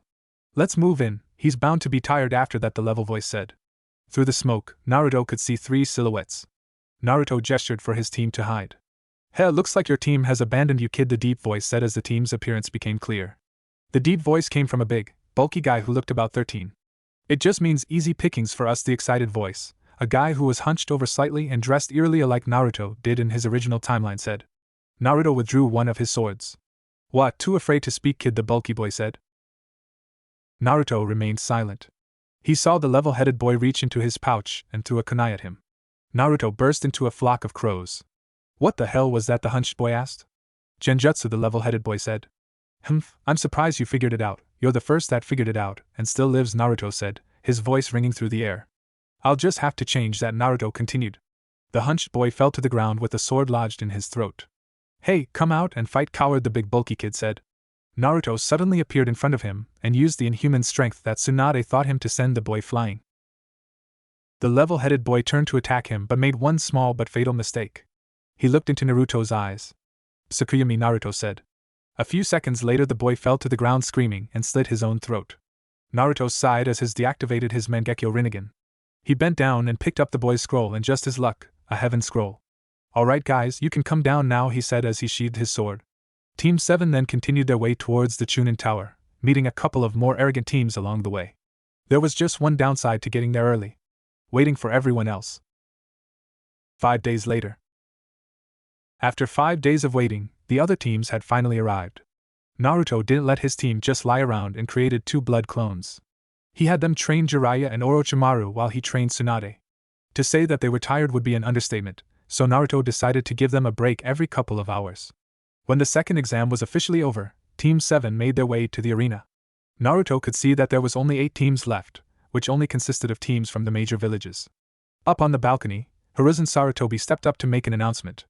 Welcome all, you have survived the second test, but now is where the challenge is. The Chunin exams are not just for graduating to the next level, but are also to improve a village's prestige with the daimyos and other nations. The better your performance in the final stage, the more clients your village gets, as well as any potential enemies giving a second thought to attacking, he explained to the genin. However, I'm afraid to tell you that there are too many of you here, therefore, we must hold these preliminaries to narrow down the numbers. If anyone wishes to drop out can do so now, as your choice no longer affects your teammates, Hiruzen said. Several people dropped out, until there was only 20 people left. Now that no one else is going to drop out, we can begin, he said. A woman stepped out from behind him and jumped down to the arena floor. Hello, my name is Keiko and I am your proctor for the third exam. First match will be Kyoto of Kumo versus Masahiko of Suna. Everyone else go up to the balcony, Keiko said. Ready, Hajime, she said before jumping back up to the balcony. How about you just give up and I'll treat you to something you'll really enjoy, Masahiko said with a smirk. Why? Because you're afraid to lose, Kyoto said in a stoic tone. Masahiko, in his arrogance, snarled and said, I'll show you, bitch. He charged her at Chunin level speeds. Naruto smirked as he realized just who the girl was. The reason that she didn't drop from his KI. This girl was Kyoto no Enten, the girl who created the Blaze release, which led to her being the third kunoichi to reach S rank in the bingo book, as most others were either killed, settled into family life, or didn't go past mid-A rank. He knew that this fight was already over when Masahiko charged at her. Kyoto drew a kunai and plunged it into Masahiko's heart at such speeds that only Team 7, the Jonin present, and Sarutobi could see. Winner, Kyoto, Keiko said. Who's she? Tsunade asked him. That Tsunade-chan is Kyoto. A little rumor going around is that she is quite the expert at nature transformation. She even created the Enten, Naruto said. I've never heard of it, Tsunade said. It's a combination of Raiton and Katon nature affinities, Naruto explained to her. Amazing, Tsunade said. Naruto smirked. She's still in Kumo and she hasn't changed her name yet. She's even born earlier. Let's see what you got this time round. Pakura, he thought, looking down at the green-brown-haired girl. Next match, Jiraiya of Konoha versus Ueo of Iwa, Keiko said. Jiraiya jumped down and was met with an intimidating boy who looked to be in his late teens. Heh, this'll be easy pickings, Ueo said. Jiraiya gulped and fell into a taijutsu stance. Ready, Hajime, Keiko said. Ueo charged Jiraiya with kunai in hand. Jiraiya barely had time to jump out of the way. Damn it, get back here, Ueo said. Jiraiya instead took out a kunai with a tag at the end and threw it at him. It blew up when Ueo caught it. When the smoke cleared, Ueo was covered in oil. You little shit, Ueo said with visible rage. Jiraiya rubbed the back of his head. Oops, wrong tag, he said, chuckling nervously. I'm going to kill you for that, Ueo shouted at the top of his lungs as he charged Jiraiya, ready to take his head off. Jiraiya jumped to the side just before he was hit and threw another tag at Ueo, igniting him on fire. Ueo screamed in pain as he gave up and was put out by Keiko. Winner, Jiraiya, she said after giving Ueo to a couple of medical nin. Naruto looked at Jiraiya as he stood next to them once more. You deceptive idiot, he said, chuckling to himself. Jiraiya rubbed the back of his head and chuckled slightly. Next match, Orochimaru of Konoha versus Tatsumaka Minori of Konoha, Keiko said. Proctor-san, I concede, I'm not strong enough to fight, Orochimaru, Minori said as soon as Keiko said her name. Keiko nodded. Winner by default, Orochimaru, she said. Lucky team, Jiraiya said to Orochimaru. Next match, Senju Tsunade of Konoha versus Hyuga Ryu of Konoha, Keiko said. When Tsunade jumped down, she was met with a glare that could pierce the soul as Ryu had already activated his Byakugan. Ready, Hajime, Keiko said as she jumped back. Not a second later, Tsunade brought her hand up to her face as she blocked a strike that would have hit her right between her eyes. She jumped back to avoid being hit, but Ryu kept coming as he hit both her arms in several different places before jumping back. When Tsunade tried to move her arms, she found she couldn't, but before she could channel Kyuubi's chakra to them, Ryu laughed. I've hit the Tenketsu points in your arm, they are now useless to you now, just give up, he said with a grin that screamed of arrogance. Tsunade smirked as she channeled the Kyuubi's chakra to her arms. Ryu's face suddenly turned to confusion, and then to horror as Tsunade moved her arms with ease. That's not exactly the hardest problem to solve, but just to take your stupid pride down, I won't use my arms, she said as she put her arms behind her back. Ryu smirked at her seemingly stupid decision. Tsunade channeled chakra to her legs and jumped as high as the balcony before coming down to the ground with her inhuman strength. Ryu barely had time to jump away, and when he did, he got hit by the debris from the crater that Tsunade had made with her foot. Almost everyone was shocked of the pure and raw power behind the destruction of the floor to the chakra that was visibly surrounding her leg. When the dust cleared, Ryu was unconscious with a large stone next to him. Keiko jumped down from the balcony, still in shock at what she had just witnessed. W winner, T.S. Tsunade, she said, stuttering slightly. Tsunade jumped back up to the balcony and stood next to Naruto, who was holding his temples and silently laughing. Next match, Uchiha Masaru of Konoha versus Kodamaru of Kiri, Keiko said. Ready, Hajime, Keiko said. Masaru activated his Sharingan, and 3 Tomo could be seen in each eye as he charged Kodamaru. They locked themselves in a taijutsu battle and stayed locked in it for several minutes before Masaru gained the upper hand and managed to catch Kodamaru on the chin. Winner, Uchiha Masaru, Keiko said. After a half-hour, Naruto was the only genin from Konoha who still hadn't fought, and the person he was fighting shocked him greatly. The final fight will be Uzumaki Naruto of Konoha versus Gari of Iwa, Keiko said. Bakutan no Gari, one of the most revered men in his time, was now before him. Ready, Hajime, Keiko said. Gary and Naruto didn't move for a second, seemingly studying each other before the two ran at each other. Naruto knew that he couldn't get too close as he would have to show his speed, so instead he settled for mid-range combat. Futon, Kami Oroshi, Naruto said as he forced a wind strong enough to stop Gary and make his sight on him go blurry. Naruto took this chance to cast 2 genjutsu before making another set of hand signs. Suiton, Hahamri, he said, and a small torrent of water was launched from his hand. Doton, Kokagari said, and just before he was hit, a mass of earth burst up and covered his body. The earth dispersed from his body and he was panting slightly. Naruto grinned slightly. At first Gary was confused. His eyes then widened. Too late, a voice behind him said. Gary turned around, only to be punched in the face. On the ground, he looked to where Naruto was before he turned around. The Naruto that was there began to disappear in a distortion of the air around him. In a desperate attempt to get away, Gary threw an explosive tag at Naruto, who didn't even move as the tag blew up. At first Gary was confused as to why Naruto didn't move, but when he felt metal against his throat he knew what had happened. A double illusion, he whispered. Correct, now concede, Naruto whispered back. When Gary conceded and Keiko announced his victory, most of the remaining IWA genin were looking on in shock. That was fun, Naruto said to himself as he went back up to the balcony. He could feel the stares on him and inwardly smirked while keeping a stoic look. Keiko then nodded to a pair of chunin who came down holding a box. Alright, everyone, listen up, each of you will come down here, one at a time, and pick a number from the box, show it to me and I shall tell you what match number you'll be fighting in. Don't ask me who your opponent is because I won't tell you, she said. First up is Uzumaki Naruto, Keiko said. Naruto sighed and jumped back down. He picked out a number and showed it to Keiko. Match 1, she whispered into his ear. This process continued till no one was left. Now that everyone has their matches, you have 1 month to train for the next exam. Goodbye, Hiruzen said. When everyone left and Team 7 were out of range of the other genin, Jiraiya turned to Naruto. If we already have to fight others, how will we fight the jonin, he asked. Naruto looked at him. Only one way to do it, finish our fights quickly enough so we are ready but slowly enough to entertain the daimyo, Naruto said. Tsukiko seemed more tired lately. Between working with her children and her job, it must have put a lot of stress on the woman. Naruto didn't like to say it aloud, but he worried for her. The woman was running herself into the ground and she didn't have too much to show for it. Good morning, Naruto, Tsukiko said, trying to hide her depression. Naruto sighed. You're not very good at hiding your emotions, he told her. Tsukiko frowned. You need to take a break before you kill yourself from working, take a holiday. The hospital is likely to understand, he said as he got himself cereal. I'm not overworking myself, Tsukiko said in denial. Naruto looked at her straight in the eye. Yes, you are. It shows so much that I heard a few nurses, that I know you don't know, talking about it. You can't do everything, he said to her softly. Tsukiko looked ready to let the floodgates go as she started to shake.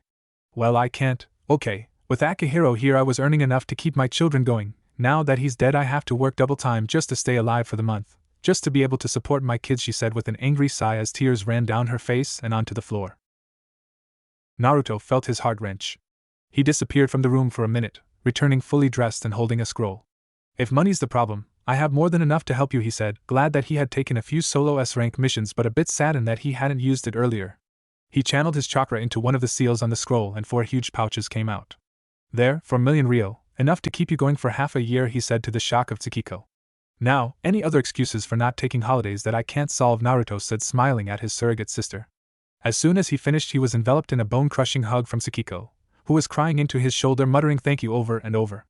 Naruto was a little bewildered to say the least, and just hugged her back, not knowing what else to do. After 5 minutes of just hugging him, Tsukiko let go.